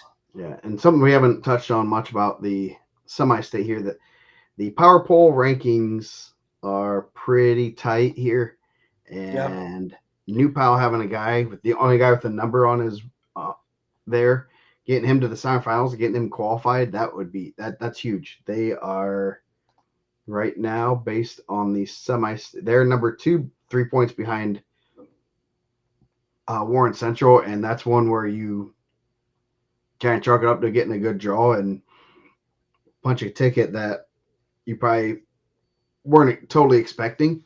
And that could get them a semi-state title. That's a pretty good spot for him, and they have their horses, and a couple kids like that to punching a ticket. That's gonna get you guys a semi-state title, possibly. Be exciting. So And they're wrestling without a couple guys. New Palestine, like not to get all crazy, but obviously they had a pretty good guy leave, highly ranked state ranked guy. Yeah. Transfer, and they had a guy not in the bracket. For, I'm assuming injury, who was a pretty highly ranked state ranked guy also. Yeah. Yes, they were for quite a few weeks.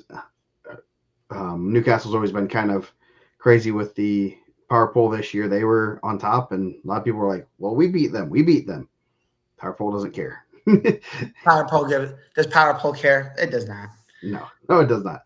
So 175 should be a good weight class. Got some guys with some national credentials. Kicking it off with the number 2 ranked guy in the state, number 2 in the semi-state, Xavier Smith of Fishers. He's a junior. He's 36-3.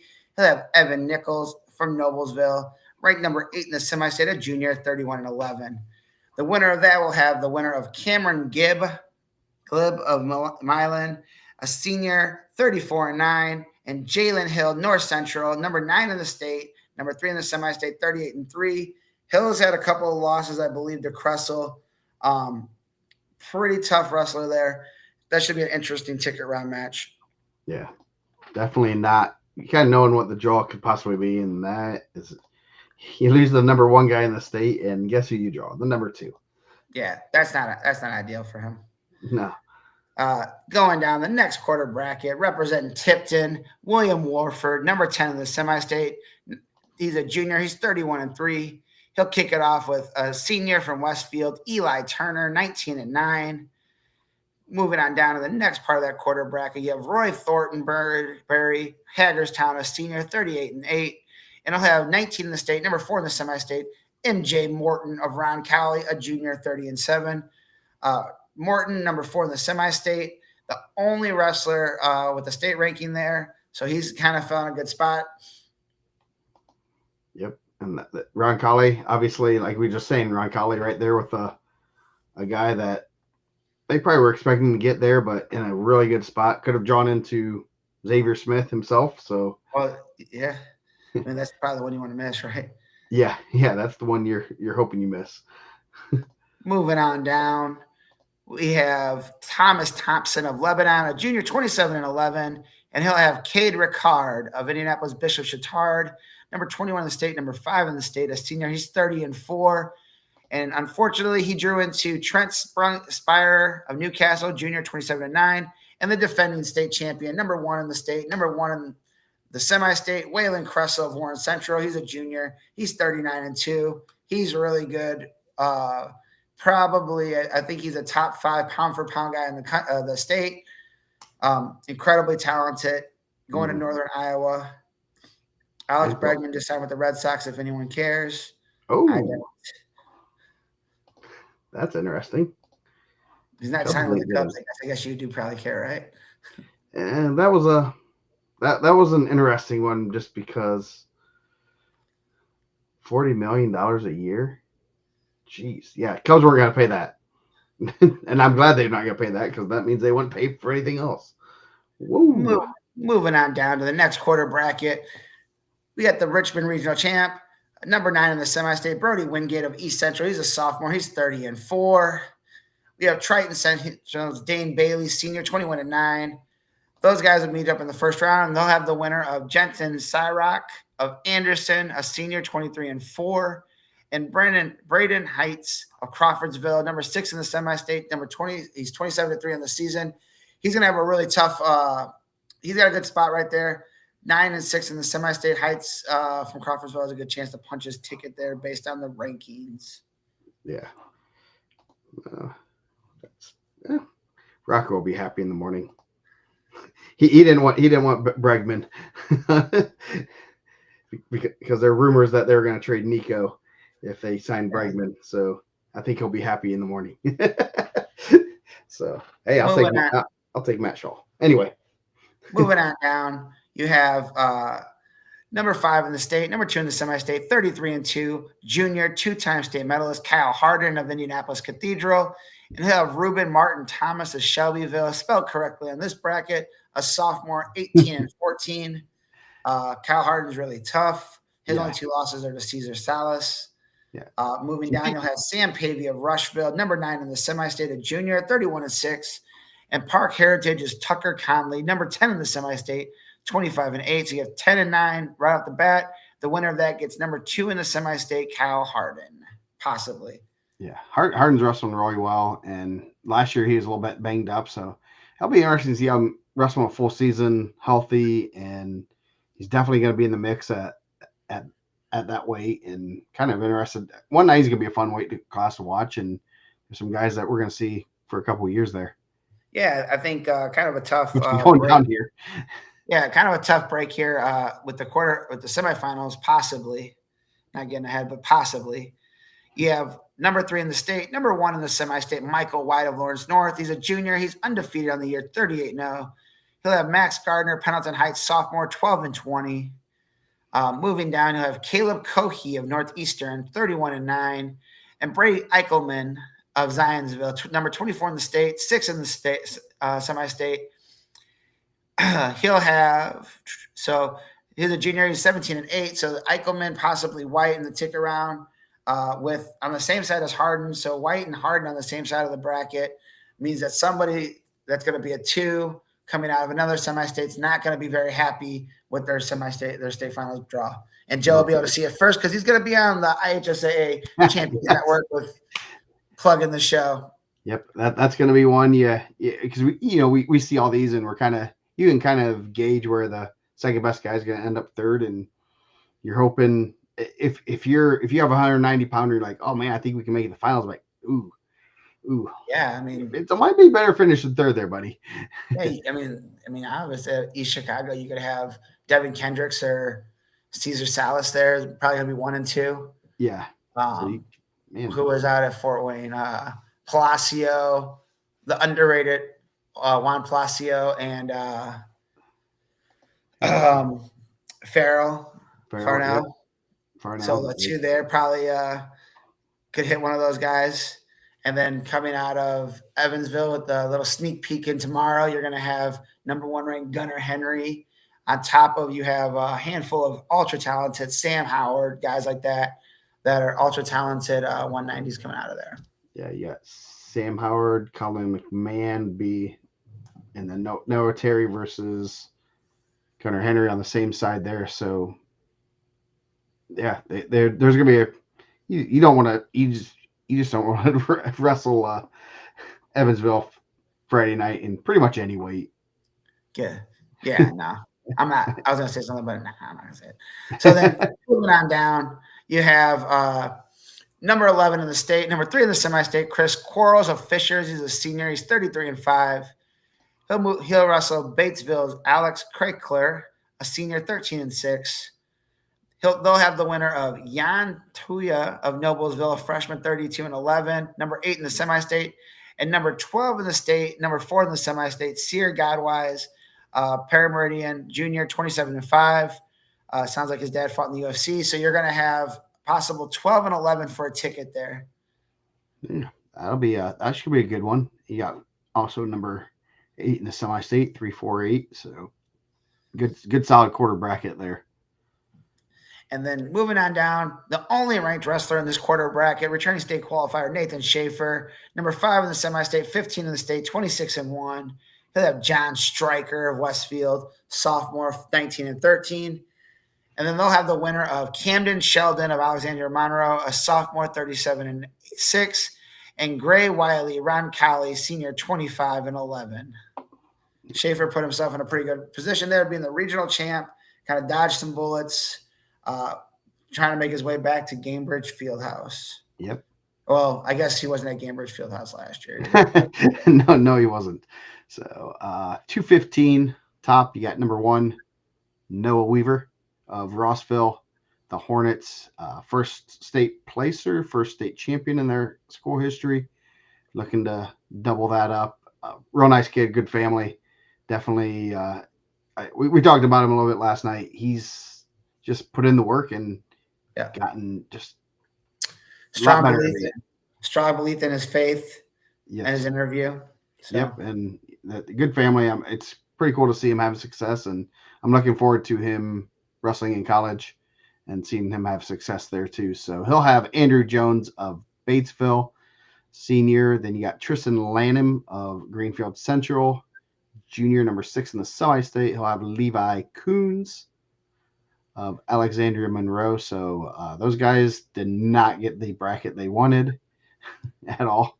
No, that's a tough one. Yeah, so going down, number 10, the semi-state, Zane Richardson of Milan versus Julian Burgett of Fishers, who has number 17 or 14 in the state.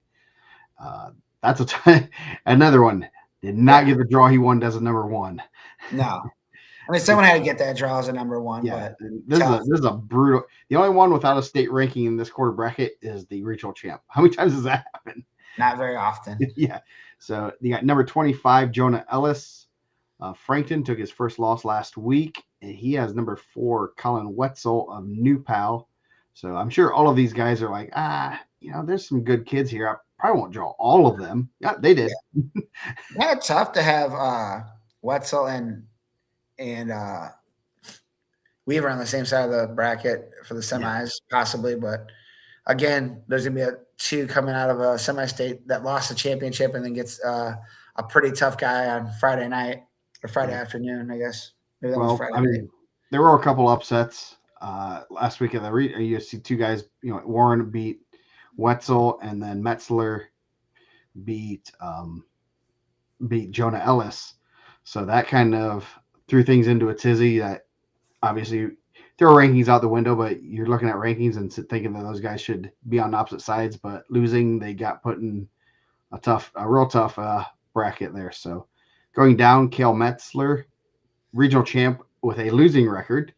You don't see that very often. Again, how many times all in one bracket, man? This is like a bingo card. Yep. So Cale Metzler, Noblesville sophomore, 20 and 21. Definitely wrestling well right now. He has Antonio Cisneros Rodriguez of Purdue Polytech. Probably at the draw. He's probably not disappointed in that draw. Number 9 in the semi-state, Brandon Coulter of East Central. He'll have Cayenne McLaughlin of Zionsville, who's number 20. McLaughlin had a good Al Smith and in a pretty good spot. Could have drawn a little bit, a ranked guy, and now he's in a good spot to maybe punch a ticket for Zionsville. Yeah, real good spot for McLaughlin. So then last quarter bracket, Andy Warren, number 8 in the semi-state, Perry Meridian. Been out a little bit with some injuries this year, wrestling well now. Obviously beat number 4 Wetzel last week. He'll have Braden Height of Tipton, Evan Lawhead of Hamilton Southeastern, number 23 in the state. He'll have Zane Schneider of Northeastern. Lawhead. He always gets me mixed up because I always think of the Lawhead that was wasn't there a Lawhead at Brownsburg? There was. Was it Evan or was it? I believe it was Evan too. Okay. Makes me not feel like I'm not crazy. So, any other comments on 215 other than that's a crazy? I think that's a pretty crazy bracket. Moving on down to the heavyweights, the big guys. Starting off with number 14 in the state, number 1 in the semi-state, Job Maverick, Westfield Junior, 23 and 3. He'll have John Steinhofer of Franklin Central, senior, 15 and 10, ranked number 9 in the semi-state. I feel like Franklin Central always cranks out pretty good big guys, the flashes, so always dangerous. Moving on to the bottom quarter bracket there, you have Matthew Mittelmeyer of East Central. He's a senior. He's 20 and 11. And he'll have Ty Everson of Frankton, a senior, 18 and 7. So Joe Maverick, pretty good spot there. I'm sure all those guys are going to be looking to pull the upset of the number 1 guy in the semi-state. Yeah, I think Everson's had some solid success. Obviously, not very many matches, so I'm assuming there's some injuries there. So definitely Frankton Courtney Duncan looking to punch a ticket there. And they always have some pretty good big guys. So Duncan's a good dude. Yep, Duncan defeated me in college my freshman year. We played his daughter a bunch this summer in softball. And then we saw them down in Panama City Beach. They're on the opposite side of the bracket, though. So he was the first 106-pound state champion. Nice. Back in 95. 1995. So going down. He's 106 pounds now. Yeah, no. If he is, that's not good. Going down, you got William Glessing of New Pal, number 19 state, sophomore. A.W. Van Kirk of Hamilton Southeastern, number 8 in the semi-state. Kyrie's Rhodes of Providence Crystal Ray versus Logan Mendoza of Newcastle. So only guys with 2 numbers are the 1 and 4. So it could be Glessing in a good spot to punch a ticket as a sophomore at heavyweight, which you don't see very often. Yeah, some really young guys there too. Sophomore, and freshman at heavyweight in that quarter bracket. A.W. Van Kirk's had some really good wins this year too. Yeah. So, but Glessing's been really solid across the board. Going down, Jackson Apple, Noblesville. He had a real good freshman sophomore state last year, right? He did. Yeah, so I think that kind of, because he was behind a pretty good heavyweight last year, and obviously coming in a good spot here. Probably could have been state ranked if we would have known he was miscommunication. Yes. So Seth Graham, Lawrenceburg, sophomore, 5 and 3. So not very many matches. Nope. First round, Dace McNeil of Zionsville, junior, 21 and 12, and Jakari Markey of Warren Central, junior. So pretty wide open quarter bracket. Apple, number 4 in the semi-state, but some guys that can kind of push him there. Yeah, like I said, I was told Jakari Markey was going to be giving some guys some fits at the end of the season, not early on, and now he's in the mix. So put himself in a good spot there. Yeah, let's see. They wrestled any of those guys? Apple beat McNeil 8-4. So give me some more tea. And then the last quarter bracket, another pretty solid quarter bracket. Max Amberger, returning state qualifier for Batesville. He'll have Hayden Stanfey of Alexandria Monroe. Last bracket, Zach Blevins, number 16 in the state. Greenfield Central will have Camden Funk of Fishers. I'm fairly certain Amberger lost to Zach Blevins by pin at the Spartan Classic. So could be a rematch there in the ticket round. So that could be a very interesting match there. Thank you. Could be that's going to be a good spot there. Obviously another that's Greenfield Central. I was thinking it was New Pal, but some pretty good state ranked match right there. Yeah, and Camden Funk, we kind of talked about that, a little bit undersized at heavyweight. Zach Levin looks pretty big in his Indiana Mat picture, so definitely be one of those things to look forward to right off the scale to see how that goes, and then kind of see where those guys are at. Yep. So that is the Newcastle semi-state in just under 2 hours. Yeah. Gave it its just dues. You know, we want to make sure that we're showing respect for the castle. Yep. We do not want Johnny coming after us for not giving Newcastle its props, and so thankfully we were able to do it tonight, and hopefully hopefully the snow gets over with so everyone can get to semi-state fast. So and get their practices in and kind of, you know, make sure they're getting their weight under control. We don't want to see any weight loss issues coming out. Yeah. So what are you gonna rant on tonight? Man, so there's definitely been some different guys getting pulled out of the regional for injuries and things like that. So you have to pull the alternate back in, and with the alternate system at the regional, you cross 1s and 4s from the sectional. So a lot of times the guy that's winning the regional is also a sectional champ. And then the guy so he's drawn a 4 from a regional. And that's the guy that gets pulled back in. Yeah. I think that's a ridiculous system. I think that as coaches, I think they should be able to sit down and say, okay, this is the best guy to represent that alternate. You don't even have to wrestle it, just be real and just say, hey, if we need an alternate, it's going to be this guy instead of like the guy that took fourth at sectionals, who probably had a forfeit first round, gets in, gets pinned or teched in a minute, and then gets pulled back in the tournament. I don't think that's the right system. Yeah, I think it could be pretty simple as highest placer from the regional that lost that to the champion. Or sectional. Yeah. Sorry, sectional. So so that'd be if the third and fourth place finishers, which commonly happens, both lose, the third placer would get it. If only the fourth place finisher loses there, then he would get it. So that would probably be, and then if the first place and fourth place finishers both lose from that regional, the first placer would get it instead of the first. So I think that could be, and if all four win, it'd be the champion from the other one. So I think that could be legislated. I think. Yeah. Is this year the year that we do I think this is the proposal year. I'm fairly certain. I mean, I don't want to like overwhelm these guys with proposals, but I just think that's a broken system. Yes. Like how often are you getting the actual like best guy as the alternate getting pulled in from the regional level? I mean, the sectionals, you wrestle the fifth, like that's the true fifth. At the semi-state, you have to win a match to be in the ticket round. You're not getting the fourth place at the regional that lost to the champ, getting pulled back through 2 rounds. I think that's the only round where I'm like, bro, the alternate has to be something different. Yeah, you could semi-state, like you said, that you can kind of draw those 4 ticket rounders. There's going to be some. I mean, we can look at it and say, oh, that guy would be the best option. Yeah, but that's not like you said. They do win a match. They're in that position.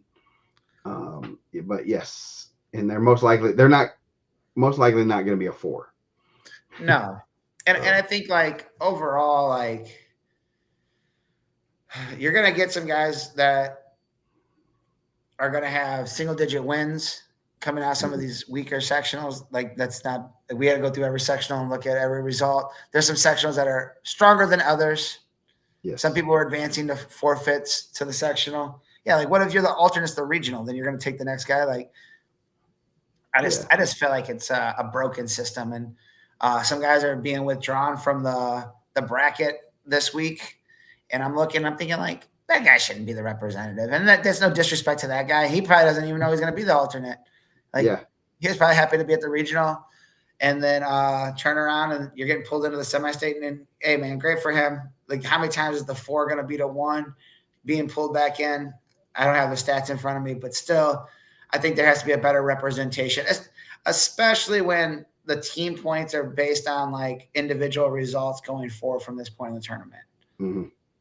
Yeah, I agree. And that'd be, I don't think we ever had anyone pulled in like that, but it's one of those things that, yeah, I got 4th, but the guy that beat me for 3rd, he's still at home. So yeah, I think like obviously like after 2009, we had the regional alternate because only 3 would go to the semi-state, and the champs would get a bye, which I guess they didn't like. I was never a regional champ, so I don't know if I would have liked it or not. I had pretty tough regionals. I had Escobedo twice, Mike Escobedo, 2-time state champ and a runner-up, and Daniel Bedoy in my regional. So it was pretty difficult. Both those guys and their cousins. So but if you would have gotten 100 matches a year since you're 10 or since you're like 5, and I'm telling you, I didn't even know about wrestling until I was probably in 8th grade. Yeah. Like 7th grade, I knew what it was. 8th grade, we came to Indiana, and I barely knew what it was. And then in high school, now if I got 100 matches from that point on, I don't know. Someone called me today and kind of gave me the business on this. And I said, like, would you rather, like, and I think like a guy like Clinton Shepard, right? And I've seen that he's deadlifting and power, doing some Olympic lifts right now. So I'm happy to see his recovery is going well. He doesn't wrestle a ton of off-season tournaments. Like he kind of picks and chooses the events he's going to go to. Like, is it better to have quantity or quality in general in life? Quality.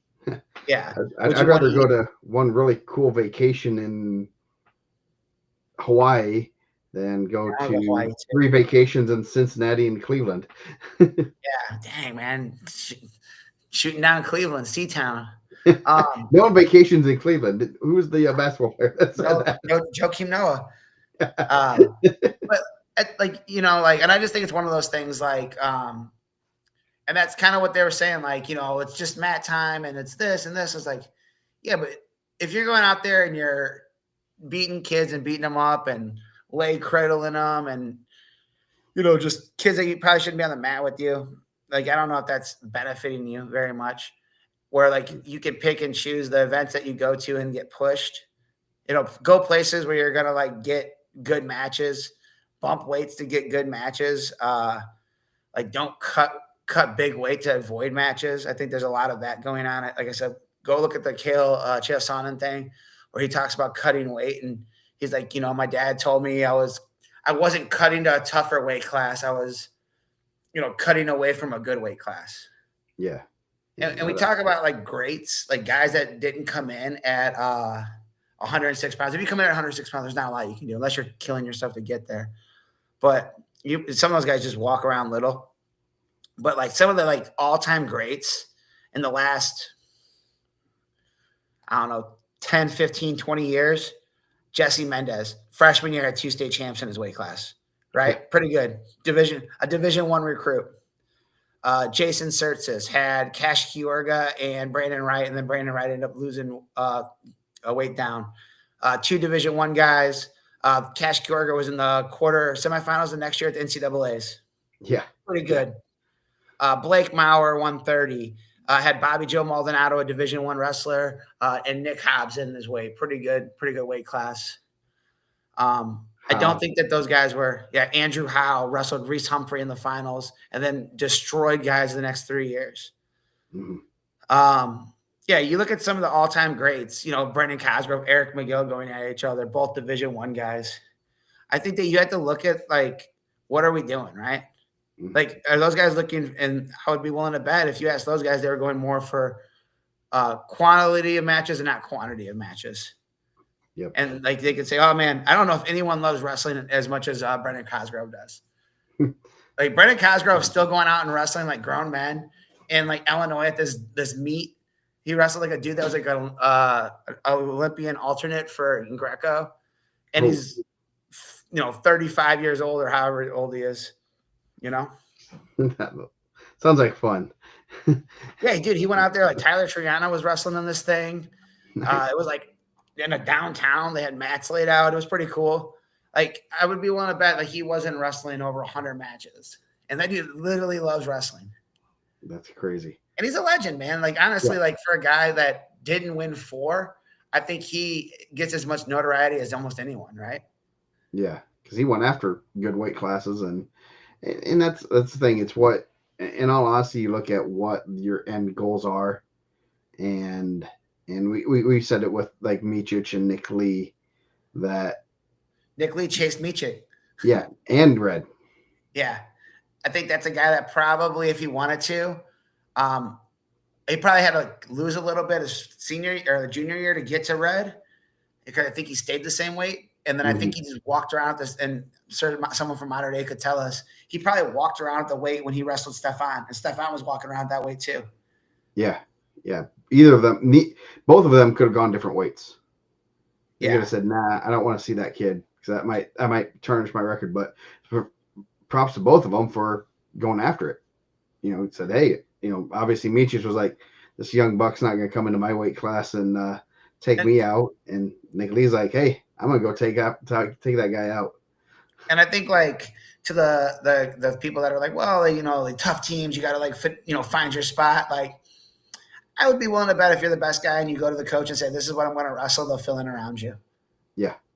I know for a fact that one of the top high schools, there's a guy that says, this is the weight I'm going to wrestle. And then they figure out where the other guys are going to wrestle. Yes. He eats first and then everyone else gets to figure out where they want to go. Yeah. If not, there might be a new rule coming up pretty soon that they won't be there. Well, and I think, wrestling is the cleanest sport. If you're the best guy in the room and you want to wrestle the best weight class,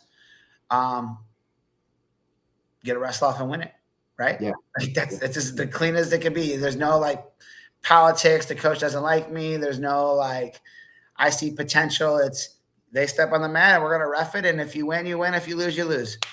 So I just think that like it's tail spinning off of that regional thing, but yes, yeah, that's a turd we took, but no, I mean, it's one of those things. Yes, to both of them. So. Show me the kid that's cutting. Like, if a state championship is the most important thing in the world to you, when you're done, that's what you're going to lay down and say, like, I was the state champ in this year. And dude, I have a buddy that was incredibly good. He won a state title. Like, I've trained with him every day. He was unreal. I don't know if he had any aspirations to go to college. State championship was the top of his list, and he went right into the union. And guy makes money.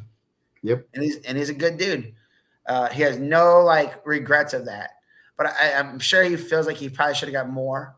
Like if you ask him, he probably wished he would have got another medal or got another title. Mm-hmm. But at the end of the day, his goal was to win a state title. And he did. He cut some. He was cutting pretty hard. And that was kind of the nature of the sport back then. But if his aspirations was to be an NCAA champ, like he loved the Brands brothers, if he wanted to be Tom or Terry Brands, I'm sure that he probably would have said, okay, this is the toughest way for me to succeed at, and I'm going to go attack those guys. The Austin DeSanto, for lack of a better term, right? Like yeah. Austin DeSanto could have won any weight in Pennsylvania. He chose to go the same way as Spencer Lee. Yeah. Yeah, he could have. Yeah, Pennsylvania is pretty tough. But he won after Spencer Lee and got it, which put him on the map. That probably ended up, getting him where he's at today. So, regional alternates, we need to do better. Yes. Even if we're as coaches, we can just look at it honestly and stop lying to ourselves and finessing. Just look at it and say, okay, this is the best guy. Yeah, I think there needs to be a cleanly written proposal of highest ranked or highest finisher of the regional that lost to the champion. And if there is not remaining highest placer from the other regional. Yeah, and that would be that there's only going to be two options basically. And you just got to word it correctly. I know I'm not in the lawyer speak, the law, you have to write the bylaws clearly, especially for wrestling coaches, just like you do seating criteria. But yes, it could be pretty easy. It's like from that region, you say who that champion was from, opposite regional, best highest placer. And I think that would be good. I think that's something that could easily get passed. I don't think it's going to be something that the IHSA looks at and like, oh, no way. That could get passed because it's not going to add any work to anybody's day. And right now I feel like it's just a broken system. It's like the easy button, right? Like we're just hitting the easy button there. There's filling the bracket with whoever shows up to it's not that they're just showing up, but whoever just, you want to go show up there and fill that bracket? Okay, good. Make it so there's not a forfeit. And I think that's the wrong way to do it. And hey, that third, if third and fourth placers lose from that regional or sectional, actually regional, yeah.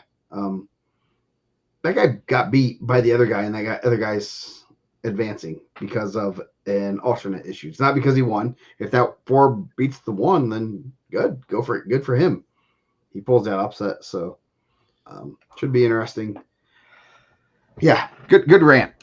So yeah, that's probably about as clean as I don't know if anyone's going to disagree with that rant tonight. Nah. I won't be getting any calls tomorrow, I don't think.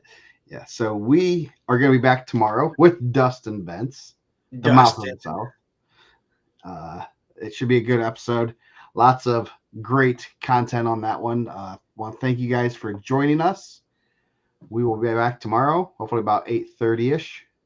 I don't know. It depends on with Dustin on the pre-show. That could get kind of crazy. I mean, we're running out of stuff to talk on the pre-show. They're getting shorter. Not as much information. We're getting close to the semi-state. Yep, and we'll probably talk Sunday after the bracket show to kind of as I'm driving home. So I don't know. No, it should be interesting. See how our pre-show is on next week. So unfortunately, we were kind of planning for number 200 to be the live show next Friday, but we had to give Newcastle a full 2 hours. So Yeah, I mean they deserve it. yep, no, it's every semi-state we need to talk about them, and I don't have a problem to. Don't have much going on this week, so baseball got canceled tonight, so I was home at a decent time. So with that, we're gonna get out of here. Thank you guys for joining us. Join us tomorrow. We're gonna talk one of the top 4 semi-states in the state, Evansville. So one of the top 4 for sure. yep. So we will see you guys later.